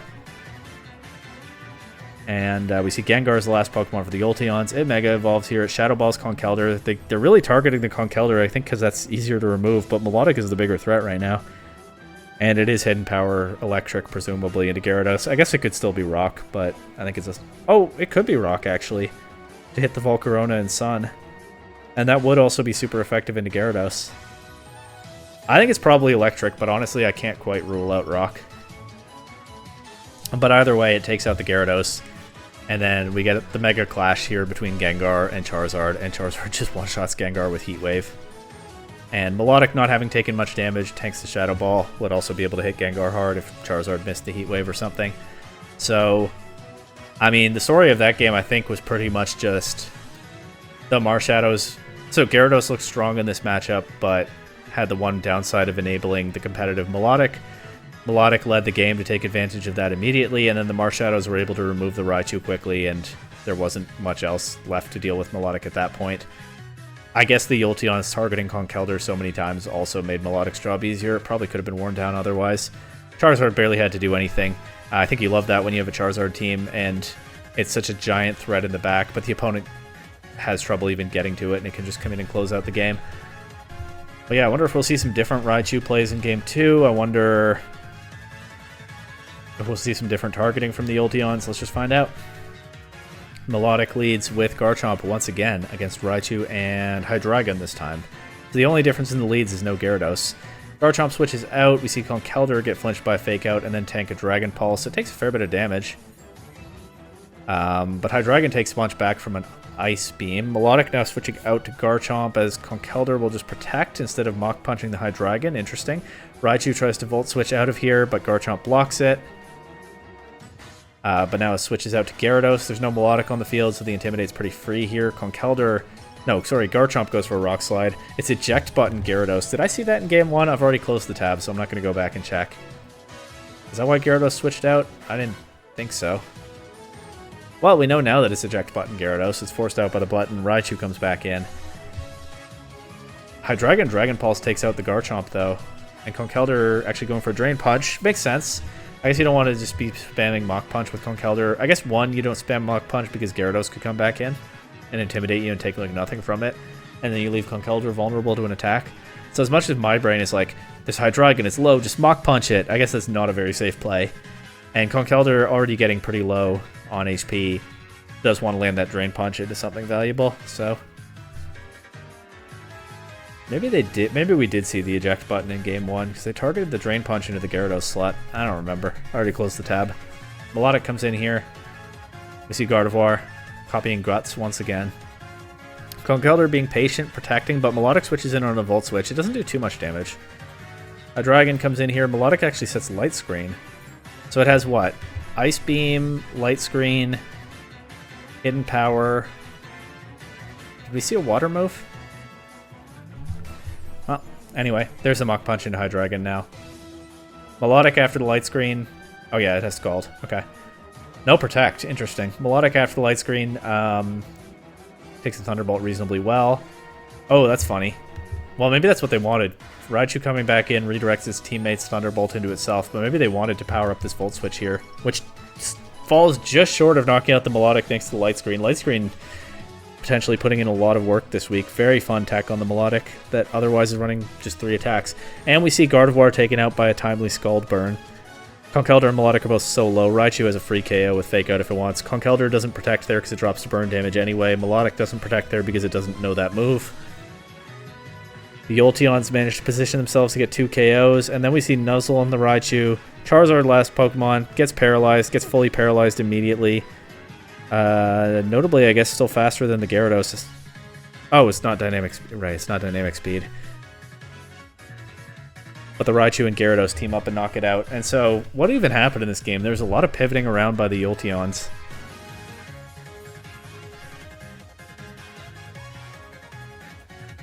Yeah, the Lightning Rod interaction with the Thunderbolt was pretty funny. I don't know if it was intentional or not, but with the Volt Switch getting Raichu off the field, Gyarados coming back in.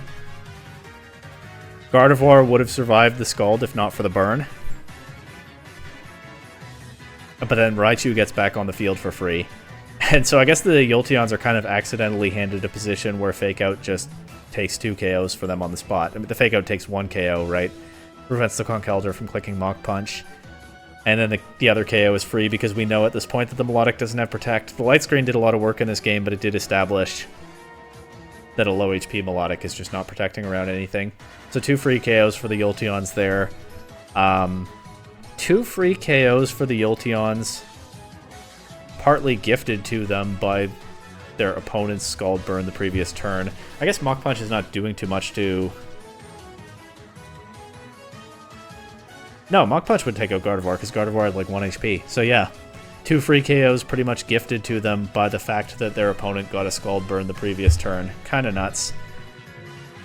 And then Charizard and Gyarados able to beat the Raichu and Gyarados able to beat the Charizard from there. But that means we're getting a game 3. I think that's the first one in this video. Maybe not. I don't know why I say such things when I'm not certain of them. And it's been a chaotic week all across Pool A so far, so let's just see what happens. Charizard leads this time with Mr. Mime. I have no idea what Mr. Mime is going to do. We see Raichu and Hydreigon on the other side. Charizard Mega Evolving immediately, setting up the Sun, taking a Fake Out, getting flinched. Mr. Mime goes for Quick Guard. Quick Guard. Okay, this was discussed in the Discord as well, but I forgot until just now. Quick Guard blocks priority, the same way that Wide Guard gets spread moves, blocks spread moves.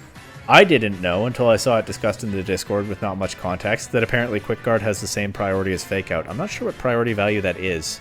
+2 or +3? I don't remember the priority of Fake Out, even though that's a very common VGC move. So most of the time that's fine because you see Quick Guard on super fast Pokemon that can use it to block Fake Out, but in this case, Raichu is faster than Mr. Mime. I would not have known this interaction either if I were coaching the Marshadows. Raichu is faster than Mr. Mime, so the Fake Out is able to come out before the Quick Guard, and that means Quick Guard does not prevent it, and Charizard will have to flinch here. Fun week for weird hacks. Fun week for weird, unfamiliar mechanical interactions, too. And Hydreigon goes for presumably Hidden Power Rock and knocks out the Charizard, so that flinch probably makes a pretty big difference there. I don't know what Charizard was going for, but it doesn't get to damage anything this game. That could be significant. We see Garchomp come in now. Oh, well, I looked it up. Priority 3, so I guess Fake Out. It's the same priority this gen. Okay, maybe in later gens they changed it. Might have to go to Bulbapedia after this. But at least in this gen, okay, Fake Out has 3 priority and so does Quick Guard. Got it. Garchomp's here. Gyarados comes in, gets the Intimidate into Garchomp. Hydreigon protects, and Garchomp goes for an Earthquake, so it'll only damage its partner and nothing else. Mr. Mime actually took a lot of damage from that. Dazzling Gleam, Hydreigon avoids, chips the Gyarados. We see Raichu come back in. Oh, because of the eject button, Gyarados. So now they have Fake Out pressure again, but they actually just switch the Raichu back out to Gyarados again. They get an Intimidated in this Conkeldurr that comes in, but Mr. Mime does get the free Dazzling Gleam KO into Hydreigon. Fake Out might have prevented that, but the Yolteons were repositioning. We'll see what they do with that. The Intimidate's valuable, but now Garchomp comes in with no Intimidate. Conkeldurr avoids a Fake Out. Waterfall, I think, maybe does more damage to Gyarados with that rough skin than it does to Garchomp. I'm not sure. Looked pretty similar. We see Hidden Power on the Raichu, and it's super effective into Garchomp. It doesn't KO. So part of me hopes it's not Ice, because I don't know, Raichu's not that strong. I kind of imagine Hidden Power Ice would hopefully one-shot a Garchomp, but it probably is Ice, right? Because it also hits the It's not going to be Fairy, is it? Hidden Power Ice would also wipe out the Jump Bluff. I guess that it's probably it's Hidden Power Ice, and that's just how much it does. A little bit sad, but Garchomp does take a bunch of damage. And then Raichu does as well from a Drain Punch. And now Conkeldurr can click Mach Punch to knock out the Raichu before it can Hidden Power the Garchomp again. Iron Head from Garchomp doesn't KO Gyarados, but does get the flinch. What are they saying in the chat? Or not? In response to what? I don't know, but they bailed in the chat as Conkeldurr is able to take out the Gyarados after that flinch. Garchomp gets another flinch for good measure into Gardevoir. And a Mach Punch knocks out the Gardevoir. So, a really unfortunate first turn here for the Minnesota Marshadows, as the Quick Guard does not stop the Fake Out and they lose Charizard for nothing, but simple solution, just flinch with Iron Head and then you win. I think there's a valuable lesson in there for everyone. We are now at the end of Pool A, and we might as well take a little break before we jump into Pool B by looking at how Quick Guard works across the generations. Agree? And of course there are 5 more sets. So many teams this season. I'm going to be talking a lot. Generation 7 onwards, okay. So it is just +3 priority. And is Fake Out different in any generation?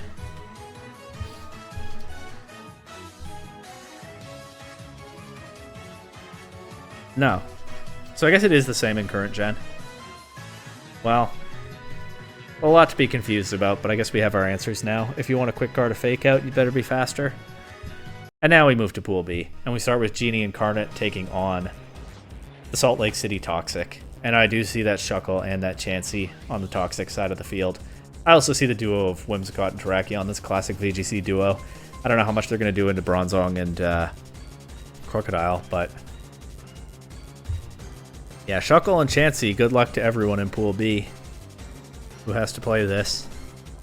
And the Mega Sableye is here as well, so that's going to be hard to break. But yeah, they have both of their classic VGC duos, the fun one and the toxic one. And Aromatisse is here for some reason too. But I'm really interested in seeing the Pikachu Bell on Genie Incarnate side. What an unusual Gen 6 exclusive form. And I could see, yeah, I could see Crocodile being very strong into both of the main modes from the Toxic. Might have to watch out for like Sableye Will-O-Wisp. Is it Mega Gengar for Genie Incarnate? I think it is. They don't have any other Mega at preview. What if they brought Perish Song? So they can beat Chansey and Shuckle with that. That'll be fun to see if it happens. I don't know. Let's jump in. Oh, Bronzong could set Trick Room on the Terrakion mode as well. So they have a few answers, but we'll see how they play them. It is Whimsicott and Terrakion leading. Terrakion going for Quick Guard. There's that move again. But it gets broken by a feint from Pikachu Bell. And then, so I guess that was to hit through a Protect. Yeah, I guess because if you're in this position on the other side, you're anticipating probably Whimsicott sets Tailwind and Terrakion protects, and then next turn they go for the beat up to activate the Justified on Terrakion, and they probably don't click Rock Slide into Mienshao because that gets Wide Guard. That's another anti-Terrakion tech that Genie Incarnate has here. But yeah, you're probably anticipating the Terrakion protects. Terrakion instead, I guess, clicks Quick Guard to try to deny a Fake Out into Whimsicott, probably. Terrakion faster than Mienshao?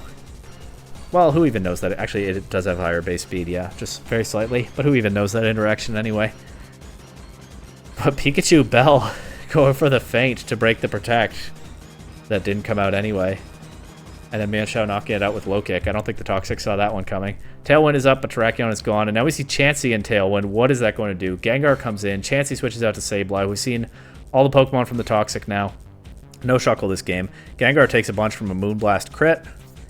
Pikachu Bell narrowly misses the KO with the Icicle Crash. We see the Mega Evolved Sableye. We see Gengar get taunted. Honestly, I saw Gengar switch in on Chansey and wondered if there was going to be a Perish Song, but we see Gengar just go for Dazzling Gleam here. Does a bunch of damage to Sableye, finishes off the Whimsicott. Snarl will do a lot to Gengar and lower its special attack.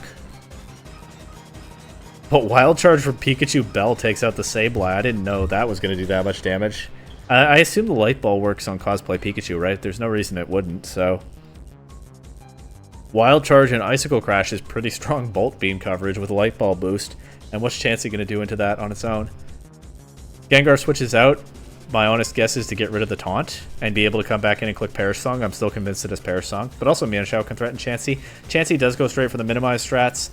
And it is dodging the attack so far, but Pikachu Bell switches out for Gengar, and Chansey's dodging everything, but there's the Perish Song, of course.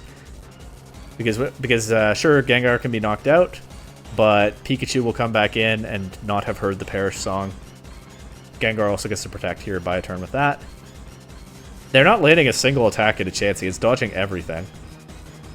But Pikachu Bell hasn't heard the Perish Song, and now Gengar, now that it's switched out, can come back in and also not have heard the Perish Song. So there's no way Chansey wins this. In a VGC game, you'd presumably forfeit here, but in Draft League, you don't forfeit for stat keeping reasons. Pikachu Bell finally... Pikachu Bell really the MVP of this game, as it is the one thing to actually land an attack into Chansey, doing 6 to 8% with that feint. About 6 or 7%. But the Perish Song, the real MVP here. And Genie Incarnate... So Salt Lake City Toxic brought their two main modes, the Terracotta mode and the Shuckle Chansey mode, although we didn't see Shuckle in this game. Genie Incarnate showing that they dug deep and found all their answers to those modes and just picking this team apart. And we'll see if the Toxic have something else to throw at them in Game 2. Mienshao leads with Pikachu Bell against Whimsicott and Terrakion once again. Well, I don't think Terrakion's going to play it the same way as last game. But that's to the benefit of Genie Incarnate, I guess, as...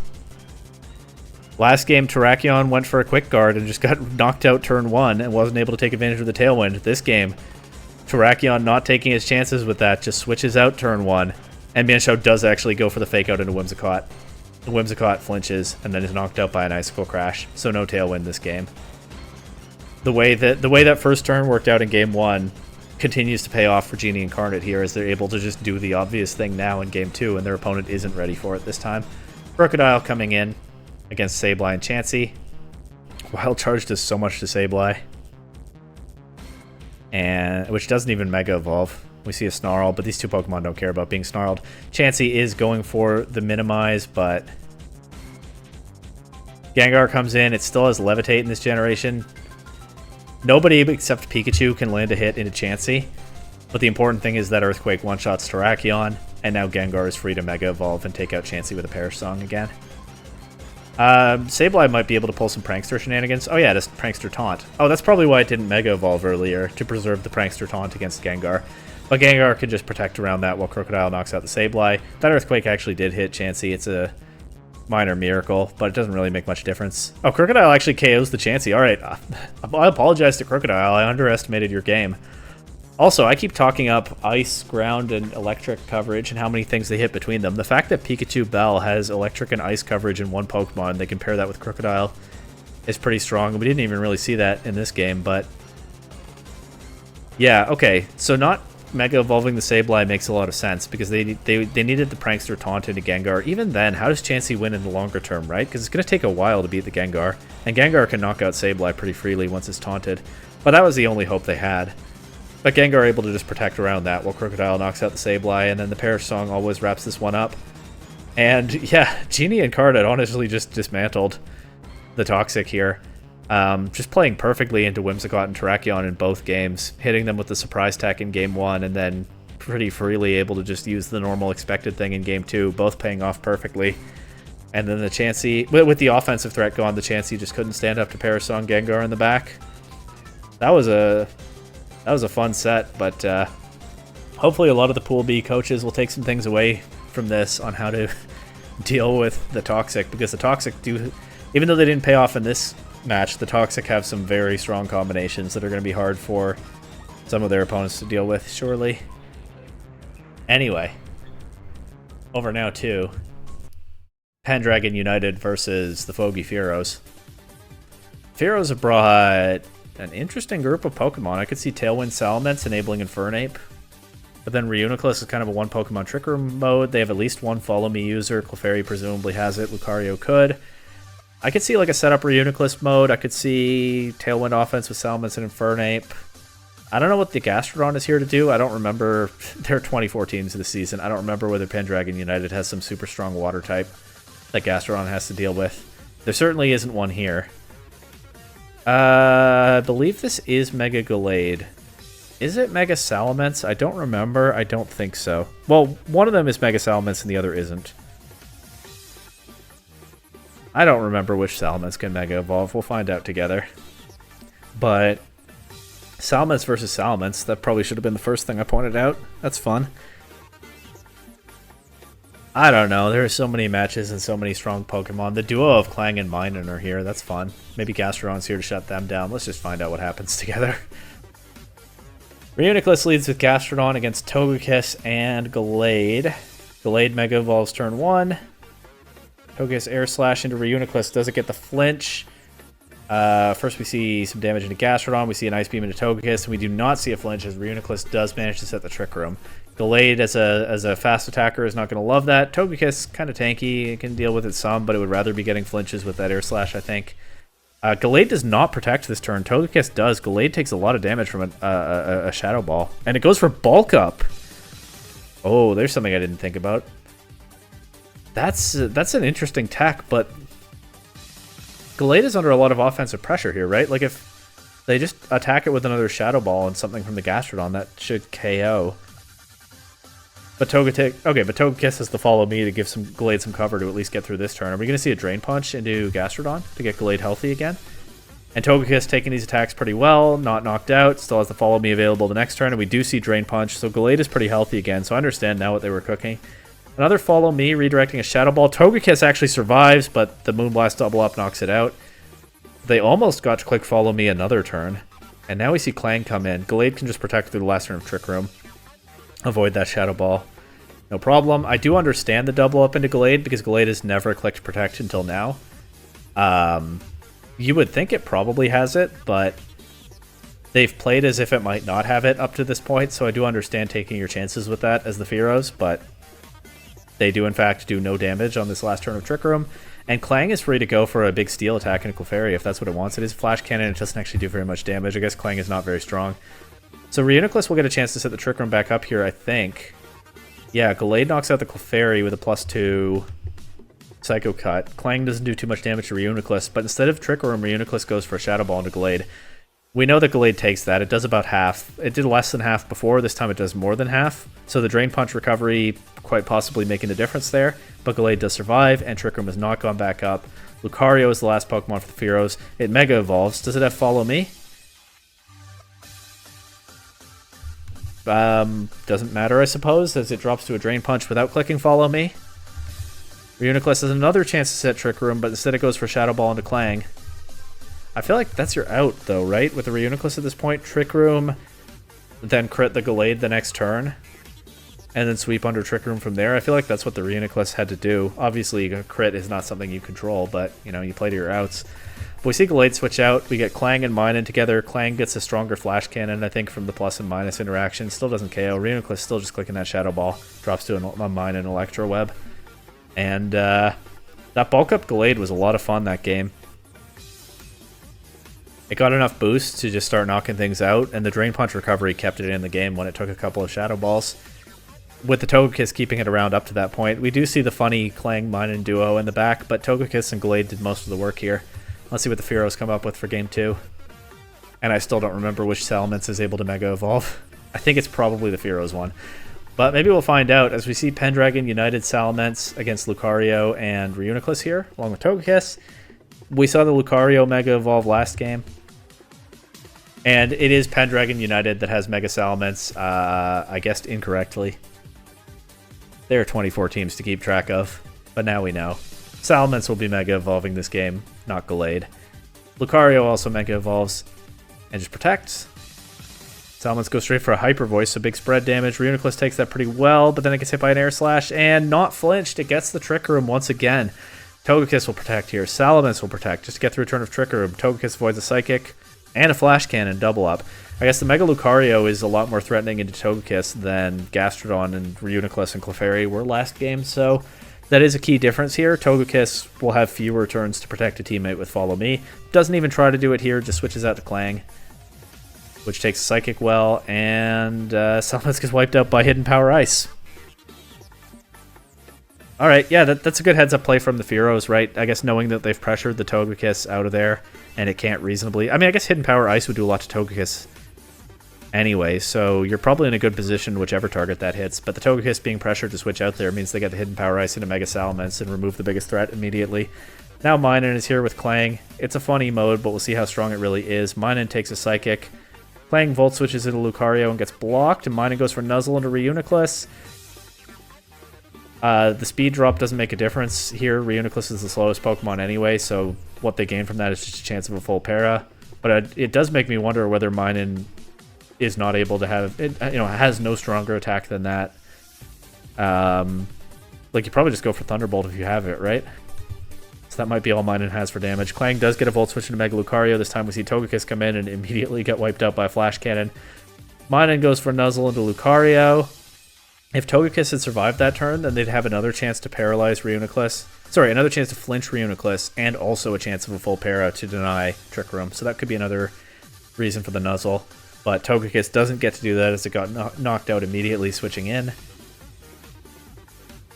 After Clang made the same Volt Switch play that was blocked the previous turn, so the Togekiss switch in there was pretty readable.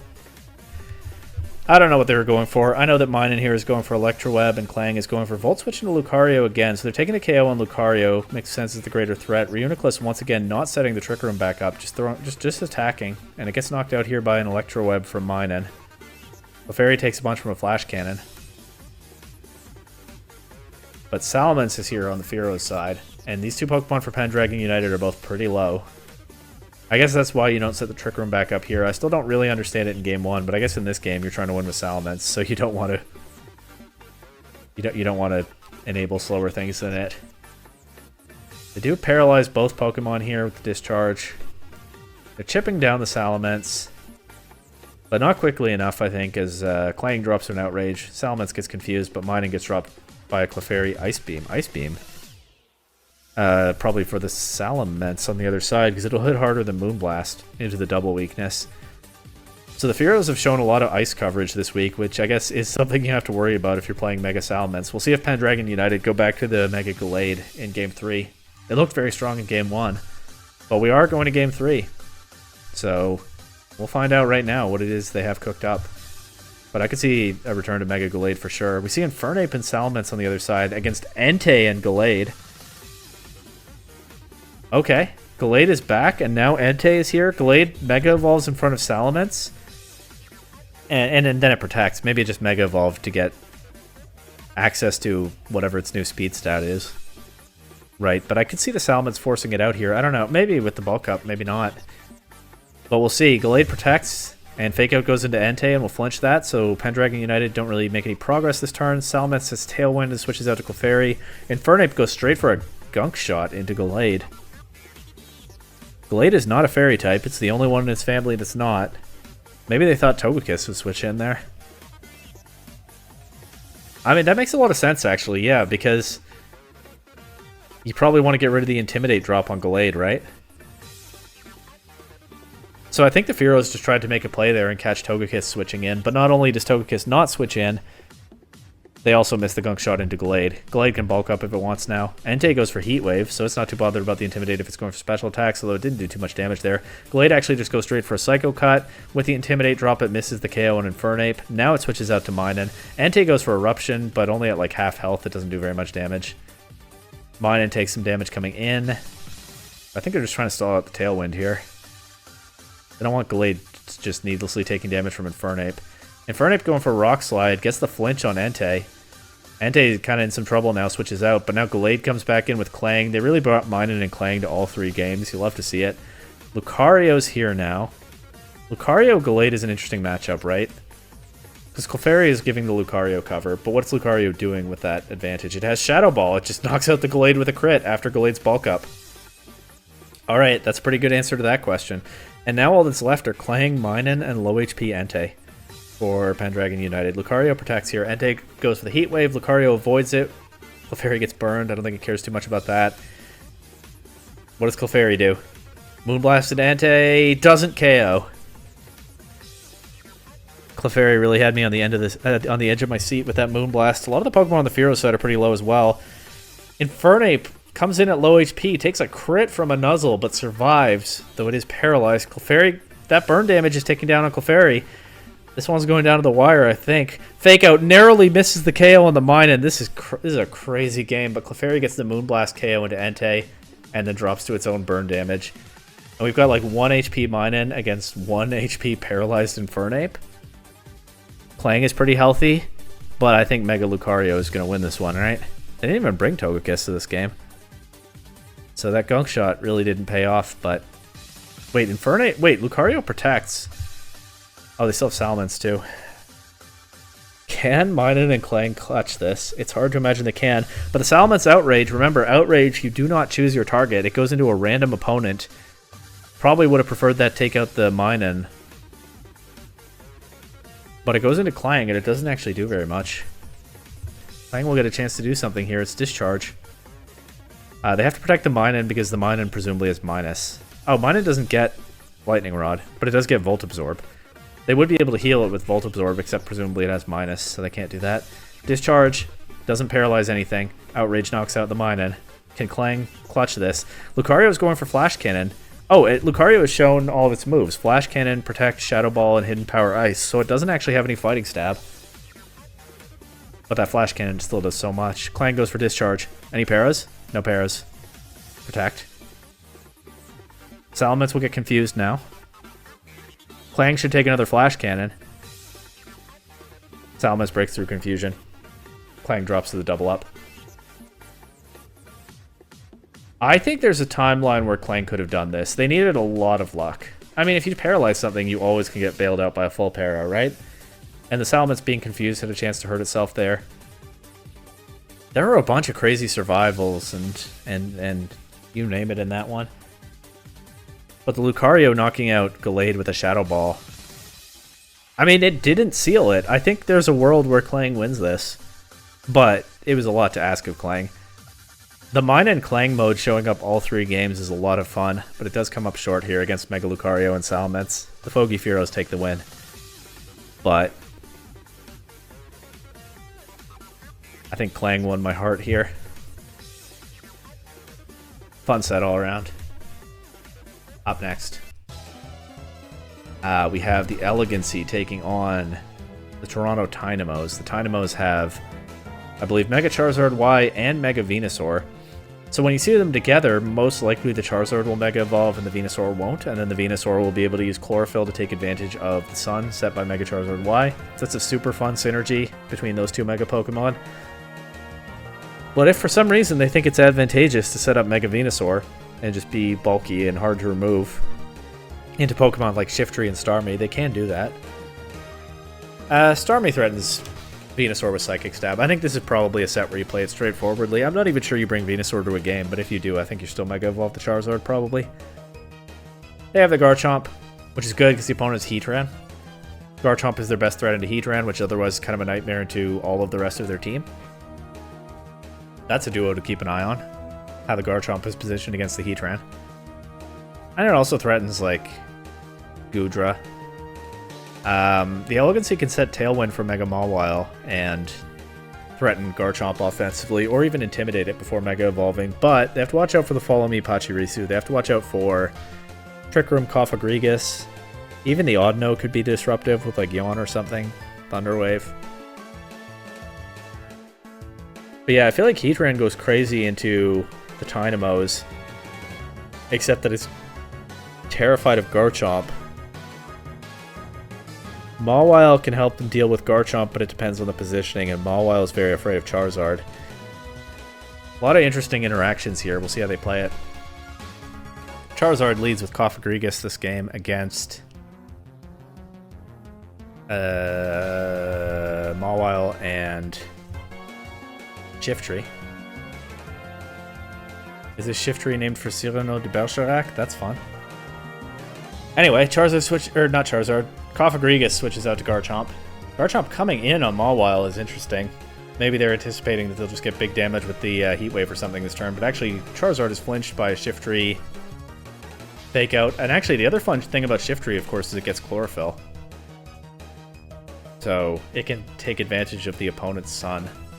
Here it flinches the Charizard and buys a turn for Coq Monsieur here to Rock Slide the Charizard, which misses. That was a great first turn for the Elegancy, except that they missed their attack. That would have been incredible. Well, they get another chance here, as the Shiftry has Rock Slide and presumably does have Chlorophyll, so it gets to go first. I guess you just bring all your rock moves into a Charizard matchup, huh? Mega Charizard Y gets knocked out without getting to do anything. Garchomp will go next with an Earthquake, but Mawile survives. It does a lot of damage to both Pokemon with that Life Orb. Mawile survives and lands an Ice Punch into Garchomp. I don't think that crit mattered. Mawile is still narrowly here after the Rough Skin damage, but what do you know? All these different strategies evolving over time in competitive Pokemon, sometimes you just click strong, super effective move. Rock Slide takes out Charizard, Ice Punch takes out Garchomp. Pachirisu and Cofagrigus are here. They probably don't have a ton of offensive pressure. There's no Follow Me here, so Cofagrigus gets hit by a knockoff. It does give Mummy to Shiftry, overriding Chlorophyll, which confirms that Shiftry has Chlorophyll, which I think we pretty well knew by now. But I don't think Shiftry's too bothered about that speed control into these two Pokemon. And we see a Citrus Berry removed from the Cofagrigus. Doesn't get to use it this game. Shiftry takes a Nuzzle, gets paralyzed. And passes Mummy to Pachirisu, getting rid of Volt Absorb. I don't know if that's going to matter. We see Trick Room go up. Mawile goes for Sucker Punch, presumably into Cofagrigus, which is avoided by Protect. We don't see it yet what the Pachirisu goes for, but the paralyzed, Chlorophyll-free Shiftry actually now underspeeds the Pachirisu. Gets to go for a knockoff and remove its safety goggles before the Volt Switch comes out and takes out Mawile. So Shiftry kind of benefiting from Mummy and Paralysis here in the opponent's Trick Room. And now we see Starmie come in. Starmie seems very weirdly positioned in this Trick Room. Cofagrigus going for Double Protect, doesn't get it, taken out by a knockoff. Pachirisu nuzzles the Starmie, once again paralyzing an opponent in the Trick Room that they themselves set, but maybe just fishing for full paras here. But Starmie doesn't get fully paralyzed, takes out Pachirisu with a Psychic. And that's the risk, I guess, of running strong Pokemon that have double weaknesses, as Garchomp and Charizard both had huge targets on their backs, and the Elegancy had just the tools to hit those targets. We'll see what the Tynamos come up with to deal with that in Game 2 here. Charizard and Audino leading against, once again... Oh, well, once again Mawile, but no Shiftry this time. Instead, it's Murkrow. Murkrow protects. They both protect. No Mega from the Charizard this time. It just goes for Heat Wave without Mega Evolving. Audino goes for Icy Wind for some speed control. We just see the protects on the other side. And now Charizard will switch out, trying to avoid, I think, a Rock Slide. Murkrow goes for Quash, presumably into Charizard, so that Mawile would move before Charizard, but Charizard didn't move, and that's why the Quash failed. We see the Icy Wind come out here.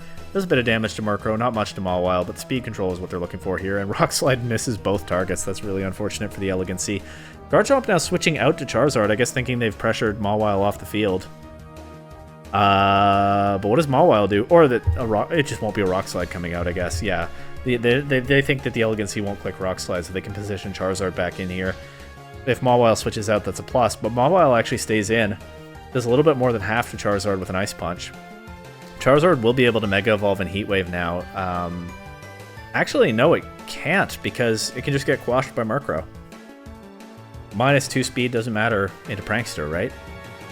Murkrow can still guarantee that Charizard moves after Mawile, and there's no redirection. Right, it's not the Pachirisu here, it's the Audino. The Tynamos don't have any redirection here, so Charizard is not free to Mega Evolve and click Heat Wave. Murkrow protects this turn, so does Mawile. I guess trying to scout what the Charizard does. It does just go for Heat Wave without Mega Evolving, so at this point I think they have Venusaur in the back and they want to Mega Evolve that. I guess it gives them something else to deal with the Mawile, but it's kind of afraid of Starmie. If they have Heatran in the back, that's an issue for Venusaur as well, despite the thick fat. I don't know if I trust a Mega Venusaur game plan here, but I think that's what they're doing. That's what explanation I've got for them not Mega Evolving Charizard. Charizard protects here, avoids a Quash. The Audino is just spamming Icy Wind. I guess if the Icy Wind had knocked out Murkrow there, then Charizard would finally get to start clicking Heat Wave, so I do understand that play. But it's not what happens. Charizard now pressured out. We see Venusaur come in. Murkrow switching out to Starmie. Interesting. As Mawile goes for Sucker Punch, trying to at least hit the Charizard with that, I guess, but Charizard switches out. Venusaur shows Hidden Power, probably Fire. It could be Ground. You know what? I think it's probably Hidden Power Ground, because they want that for the Heatran, right? And that's also super effective into Mawile. Don't know for sure. I think it's probably Ground. But Starmie will throw back a Psychic. Almost one-shot the Venusaur. Mawile knocks it out with an Ice Punch. Still no Mega from the Tynamos. And now they will want to Mega Evolve the Charizard because they can't Mega Evolve Venusaur anymore. I guess the Mega Venusaur probably just wasn't worth it, right? With it being about to take 1,000,000 damage from Starmie. And just kind of trying to desperately use that to remove the Mawile. But now the Tynamos have put them in themselves in a really weird spot because they've set Trick Room after they put the Mawile at, I don't know, -1 billion speed. I don't even know how many drops this is, but their own Trick Room really backfiring on them again here, I think. What's going to stop this Rock Slide? Switching to Garchomp? Oh, they just Ice Punch. Oh, they say oops in the chat. Maybe the Trick Room was not intentional, or maybe they realized what they'd done after. They reversed their own Trick Room, but they lose Charizard in the process. No Mega this game. Oh, and they actually explained in the chat, so that's helpful. They thought the Starmie was going to set Trick Room. That's interesting. I guess Starmie could... That's a lot of confidence that Starmie has the move Trick Room. I don't think we saw that in Game 1, right? It could be running Trick Room, assuming it learns that move, but I don't think I would just assume that this game when I don't even know whether they have it or not. But I understand the play now. They made a read and it didn't work out. And they lose their Charizard in the process. Garchomp's here to Rock Slide. Starmie is going to flinch. I was going to say going to show Ice Beam, but actually it flinches. Mawile getting some damage with the Sucker Punch. I mean, Charizard's still wearing this team down, but goes for the Fire Fang to take out the Mawile, which means it does nothing to the Starmie. Starmie's able to knock it out with an Ice Beam, and now it's just Audino against Starmie and Goodra. And it's just going to get worn down, I think. That Icy Wind isn't doing much to anything. Starmie will claim the KO. So fun matchup both ways, but and I do really like that Mega Synergy on the Tynamos, but they had a lot of trouble with the speed control side of this game. I mean, the Trick Room read, they just made a read and it didn't work out. It happens. But even before that, they were not free to click attacks with the Charizard because the Murkrow was spamming Quash, and that made the early game super awkward for them. And then I can only assume they weren't Mega Evolving Charizard because they wanted to Mega Evolve Venusaur, but that ended up not paying off either, and they ended up not Mega Evolving anything. So the speed control game went all kinds of weird directions for them, and the Elegancy, despite missing some of their Rock Slides, do take the win. And we go now to Bois. We go now to Bois. taking on the Ontario Oguris. The Oguris brought all 3 of their Gen 5 Legendary Trio. That's a lot of fun. They also have the Mega Gengar? Mega Gardevoir, which can take a Tailwind boost from Tornadus and just spam that spread Hyper Voice. There's no Wild Bolt Storm or Bleak Wind Storm in this gen, or Sandsear Storm, but Thundurus and Landorus both hit really hard. Also, Gardevoir, before it Mega Evolves, gets Telepathy. I guess that's a synergy I didn't think about on the trade screen. Tornadus, Thundurus, and un-Mega Evolved Gardevoir should all be immune to their partner's Earthquake. We've seen a bit of a pattern this week of Pokemon clicking spread damage and their teammates having to protect around it, but the Oguris are pretty well set up to be able to just spam Earthquake pretty freely in a lot of situations. And they can do Disquake even with Thundurus and Landorus. And just set Tailwind and hit hard with stuff. We'll see what the specific game plans are. Thundurus doesn't look that amazing into Rhyperior, but we'll see. And then Bois is a really interesting one to look at because they clearly brought a Trick Room mode with 2 of the same Trick Room Pokemon that I have in my pool in Hariyama and Trevenant. Should match up pretty well into the opponent's Tailwind mode with Escavalier and Rhyperior also causing trouble. Rhyperior is interesting. It can be intimidated by Landorus, but otherwise it's a giant threat into the rest of what the Oguris have. Latios gives them a different option that they can throw at. It's weak to the Gardevoir and the Bisharp, but they can throw at the 3 legendaries, tank some hits and hit back hard, and then Ditto's always a wild card. I hope we see that in at least one game. And so we see Gardevoir and Landorus against Ditto immediately, and Latios. Ditto will immediately transform into Gardevoir, not Mega Evolved, of course. Latios Mega Evolves. Oh yeah, I forgot, that's their Mega. Latios Mega Evolves turn 1. So does Gardevoir. Ditto unable to. Leading Ditto is always just a hype moment, because you wonder if they called something specific or they're just trying to sow chaos.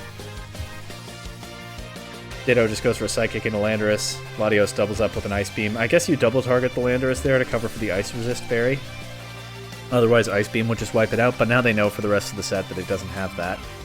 So they can just Ice Beam and do something else with the other slot. But now Landorus is gone, no Earthquakes this game.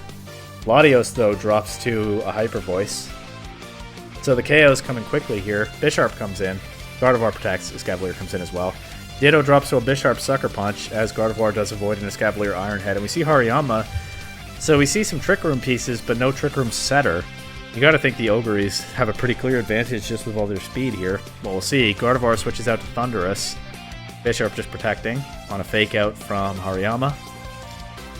Iron Head doesn't do too much to Thundurus. Hariyama gets its burn to activate Guts. We see Sucker Punch, chip the Escavalier. We see Hidden Power, Fire. But Escavalier survives that with its Berry. As Hariyama just wipes out the Bisharp. And wait, where did the Oguris Pokemon go? Well, they still have Gardevoir. So Hariyama's in danger from that. Yeah, actually Hyper Voice just takes both KOs. I started to get worried for the Oguris when Escavalier survived the Hidden Power Fire and did all that damage back, but Mega Gardevoir switching out earlier, able to come back in and just win the game on the spot. Bringing Trick Room attackers with no Trick Room kind of backfires for Bois here, as I guess does trading their Mega for Landorus. Getting rid of Landorus is great, losing your Mega in return, probably not so great, but again, it is valuable information that the Landorus doesn't have the Ice Resist Berry, so even if they bring some of the same Pokemon to the next game, they can play things somewhat differently. We'll see what they do here. It's Landorus leading with Gardevoir once again, this time against Hariyama and Trevenant, so there is now an option. Gardevoir copies Guts. I feel like we've seen that many times this week. There is now an option for Bois to set Trick Room. We see Life Orb on the Landorus. So we knew what its item wasn't, but now we know what it is. It just switches out immediately to Bisharp. Probably to threaten the Trevenant, but that's pretty free Fake Out and Trick Room then for Bois. They get the Trick Room this time. Bisharp switches out immediately, being threatened by the Hariyama. Landorus comes in to intimidate these Pokemon, but immediately gets burned by Trevenant, Will-O-Wisp, and Hariyama Heavy Slam one-shots the Gardevoir, and all the momentum seems to be with Bois right now. We see Bisharp come in, though, and dodge a Will-O-Wisp.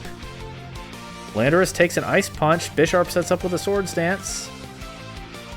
The problem is, what do you do with the Bisharp now, right? It's faster than the 2 Pokemon on the Bois side of the field. Oh, Landorus drops to its Life Orb damage here, by the way, after an Earth Power into Hariyama. Earth Power, interesting. Yeah, Bisharp is in a tricky spot, right? Because it's faster than these two. You can't just Sucker Punch Trevenant, or it can Will-O-Wisp you and take no damage, and Hariyama can knock you out. I guess you have to focus on knocking out the Hariyama. I guess Landorus getting Hariyama low with the Earth Power gives Bisharp an opening to probably take out the Hariyama. And then it can accept the burn and still beat the Trevenant. So actually that Earth Power probably makes a huge difference here. W Landorus taking that Intimidate, Weakened, Ice Punch. But also Kangaskhan comes in here, and it can fake out either of these Pokemon. It gets Scrappy, so it can even fake out Trevenant. I just noticed the nicknames. Anyway, moving on. Hariyama switches out. I guess they have to try to preserve the Hariyama to beat the Bisharp, but yeah, that Earth Power makes a big difference here. And we see actually a Rost Berry on the Bisharp. Not even a Lum Berry, which cures any status condition. It's a Rost Berry, which cures burns specifically. The Oguris tech to deal with specifically their Bisharp being burned. That's a super cool building decision. I like that a lot. Kangaskhan not bothering with Fake Out, just going for Frustration, which hits Trevenant because of Scrappy. Bisharp now protecting on the last turn of Trick Room as Trevenant goes for a Destiny Bond, trying to take Bisharp down with it, but Bisharp not taking a bait here. Kangaskhan gets some chip with an Earthquake. I guess because of the way Destiny Bond works, you don't want to lose your boosts on Bisharp, I would think. Unless you think Kangaskhan can win from here. But I wouldn't bet on it. So, unless Kangaskhan has a way to knock out the Trevenant, the Trick Room should be able to go back up because Bisharp is scared out of attacking it, right? So Bois have created an interesting position for themselves here. Let's see if the Oguris do have an answer to it. They just go for Sucker Punch into I don't know what. Probably the Rhyperior slot, right? Because I don't think you want to trade Bisharp for Trevenant here. Trevenant obviously didn't click an attack, so the Sucker Punch could have been it, but I don't think you want to trade Bisharp for Trevenant here. Trevenant does get to use the Destiny Bond pressure to set Trick Room back up. That's a really fun play. I'm going to have to remember that one. As Cavalier goes for Sword Stance. Bisharp does now get burned. As Cavalier takes a Fire Punch from Kangaskhan, not very well, and also gets burned from the Fire Punch. It survives with his Berry, but potentially huge burn there. Bisharp wouldn't have been knocked out by the Iron Head anyway, but it does take less damage. It also gets flinched on the Trevenant Destiny Bond. Maybe that just saved Bisharp in this game, who knows. Sucker Punch doesn't do that much to Rhyperior after the burn. Trevenant also manages to burn the Kangaskhan, but Kangaskhan has the Lum Berry. Now we know why Bisharp has the Rost Berry, because the Lum Berry was on a different Pokemon. The Oguris really making sure their physical threats don't get burned here. I mean, they could burn Landorus, right, because it's a Life Orb, but they have both of the berries that can cure burns, and we see both of them activate in this game. Rhyperior goes for Power Up Punch. Sure, gets an attack boost, doesn't take too much from a Frustration. Bisharp's getting worn down, and it is burned. Hariyama comes in now. Bois playing around the Sucker Punch. Trevenant getting the Destiny Bond pressure back up, but in return they lose their Hariyama to a Frustration. And now Trick Room is over. That felt like it went by quickly. And Kangaskhan is free to Earthquake. Knock out its own partner Bisharp, and also Rhyperior. Not knock out the Trevenant. Trevenant gets the Trick Room back up, but I don't think it has enough damage to take out this Kangaskhan. Gives it a go with Foul Play. And it drops to a Frustration. Scrappy Kangaskhan coming through for the Oguris. I focused so much on most of their other Pokemon at preview, and in the end, I mean, the Bisharp did some work by setting up and being a threat and sitting on the field for a while, right? And spamming those Sucker Punches that Bois kept having to pivot around. And that created openings for the Kangaskhan to actually take the KOs, but gotta give the MVP here to Kangaskhan because it did actually take those KOs. But the Destiny Bond Trick Room tech is a lot of fun, and I'll have to remember that for my own Trevenant. Because we saw here an example of a position where the opponent could knock out the Trevenant to deny the Trick Room, but it's probably not worth it for them to do that. So, filing that one away somewhere in my brain. Hopefully not somewhere deep that I'll forget about. And finally, the last set of the week. The Snowpoint Snorunts. I'm still not sure whether Reckless Trico is uploading this season, but you can see them on that channel, maybe, if they are doing that. Taking on... I'm taking so long to speak, partly because I'm forgetting what team this is. Hang on. The Glasgow Girafarig. I had to look at my standings table to see the list of all the teams there. Snorunts versus Girafarig. The Glasgow Girafarig bringing both of their megas. And no Politoed. They could have manual rain like anywhere on this team to get the Swampert going. They could also just go crazy with the Mega Metagross. And actually, Mega Metagross looks better to me into Mega Sceptile and Mega Glalie on the other side. By the way, both sides bringing both of their megas here. So yeah, they could have manual rain for the Swampert, but I'm actually thinking more likely a Metagross game plan here. And yeah, Metagross just goes crazy into most of the other team. It has to watch out for like Thundurus, Thunder Wave, or big electric damage. But, oh right, you can protect it from that with Lightning Rod Rhydon. And then you also have Latios, which is not the easiest thing for Thundurus to break through. Latios has some issues with Mega Sceptile, Mega Glalie. They probably only bring one of those, but has some issues with either one. And Clefable, but yeah, just Metagross and Rhydon looks pretty hard actually for the Snorunts to deal with. Maybe the Azelf with some offensive coverage can help. Maybe the Persian with like Fake Out and Speed Control. They definitely have ways to play around it, but it's a mode that puts out a lot of pressure, so it'll be interesting to get a look at what answers they have. COTTONEE is here on the Girafarig side, does not get Tailwind, but we have seen it go crazy with Cotton Spore. And that little bit of speed control might be all the Metagross needs. We could see Rage Powder, Vivillon, or Sleep Powder. I like that Vivillon pattern. I don't know which one it is, but it's nice. And on the Snorunt side, like I said, the biggest question mark for me is the Mega Metagross. It'll be really interesting to see how they deal with it. I think it probably involves Thundurus. It could involve Persian. It could involve Azelf. Maybe we see the Thundurus setting up Mega Sceptile with Lightning Rod. That's a combo that stands out to me here. Maybe we see Mega Glalie trying to get some moody boosts with Persian and Clefable support. I don't know. Let's find out. Persian leads with Thundurus, okay, against Metagross and COTTONEE. Metagross Mega evolves immediately and protects. COTTONEE gets faked out, so we don't get to see this turn what it's going for, and it's just Sludge Bomb from the Thundurus taking out the COTTONEE immediately, so no COTTONEE speed control in this game. Latios comes in and then switches out immediately. Okay, baiting out the Thunder Wave into Metagross, that makes sense. Thundurus wastes his move doing that. Persian wastes his move on a return into Rhydon. So that was a neat little trick that the Girafarig played there. Just switching the Rhydon in immediately after Latios came in. They did successfully bait out the Thunder Wave. Metagross takes out Thundurus with an Ice Punch. Metagross seems hard to stop at this point, but maybe Azelf can do it. Metagross protecting this turn to scout for that. It's just Psychic into that slot, okay. And then Seed Bomb from the Persian into the Rhydon. That's a cool tech, but it only does like, I was going to say about half, but it's actually less. Eviolite Rhydon being very physically bulky, of course. Look at it standing up to that double weakness, though. That's really impressive.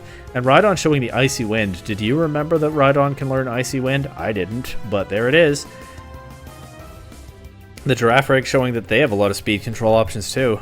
And now Metagross should just go crazy. Azelf still outspeeding. Has a higher base speed than Metagross, so that doesn't necessarily... No, it must be Scarfed, right? Because Metagross isn't at -1 speed, and Azelf is. It's probably Scarf Azelf. But it goes for Psychic again. No Flamethrower, no Shadow Ball. So Metagross takes like nothing from that. I guess just knock it out with Iron Head. Persian goes for another Seed Bomb, and this is where it matters that it's doing less than half because it doesn't take out the Rhydon. Persian takes another speed drop and will not be able to switch out. We see Sceptile as the last Pokemon for the Snorunts. It Mega Evolves, it goes for Energy Ball. That's not doing much to Metagross either. It does get the special defense drop, but Persian now knocked out by an Iron Head. That means Rhydon gets another Icy Wind into Sceptile, lowering its speed, and Metagross knocks the Sceptile out with an Ice Punch, and I mean, I said that Rhydon and Metagross looked like a scary duo at preview, and sure enough, we do just see the Metagross sweep with Rhydon giving it cover against the Thunder Wave, and also revealing that it can learn Icy Wind. That's kind of a wild thing to see. But there also just didn't seem to be a lot of... The Snorunts didn't show a lot of Metagross answers there. The Azelf went for Psychic, and the Sceptile went for Energy Ball. I don't know what they're going to bring in Game 2, but the Mega Metagross looks like it might be a bigger problem for them than I realized. But let's see. Glalie leading this time with Thundurus. Are they just going for Moody shenanigans? It's Metagross and Vivillon on the other side. Metagross Mega Evolving turn 1. Glalie protecting, not Mega Evolving. Trying to take advantage of Moody while it has that ability. Everyone protects except Thundurus, which Thunderwaves into Metagross. Metagross switching out now to Rhydon, biding its time. Wait, the Glalie doesn't have Moody. Oh, well, okay. Glalie is not trying to sit on the field for a while.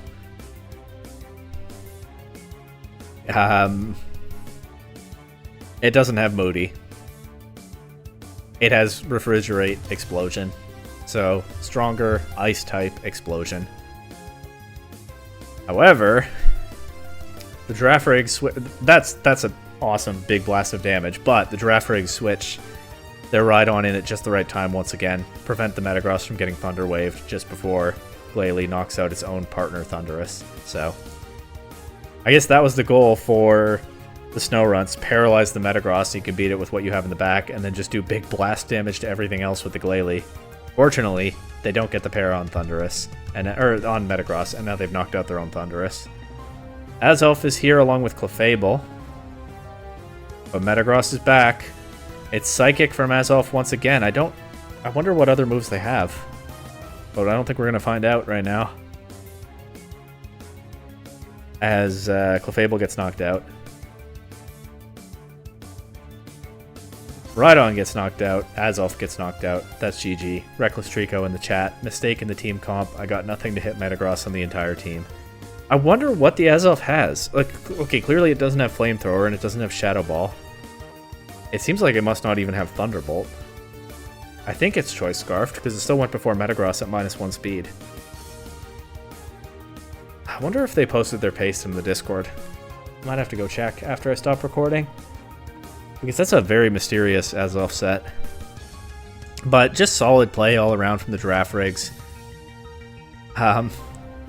Turns out Metagross plus Rhydon was a threat here.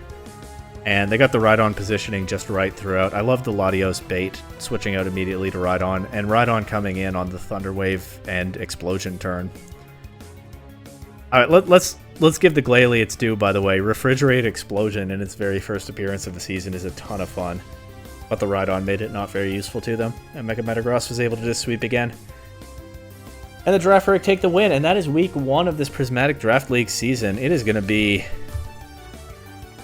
take a lot out of me to watch all these sets each week, but I have fun doing it, and it has the side effect of scouting my opponents for me. Not so much in Pool B, but hey, if I get to the final, I'll play someone from there, right? So looking forward to more of this, but yeah, what a start to the season. Lots of crits, lots of weird mechanics, non-dynamic speed already messing people up, hidden power already messing people up. Always a lot of fun to go back and pick up an old generation, especially when there are Mega Pokemon involved. And if this is how this season is started, then who knows what's going to happen the rest of the way. We'll just have to stay tuned and find out.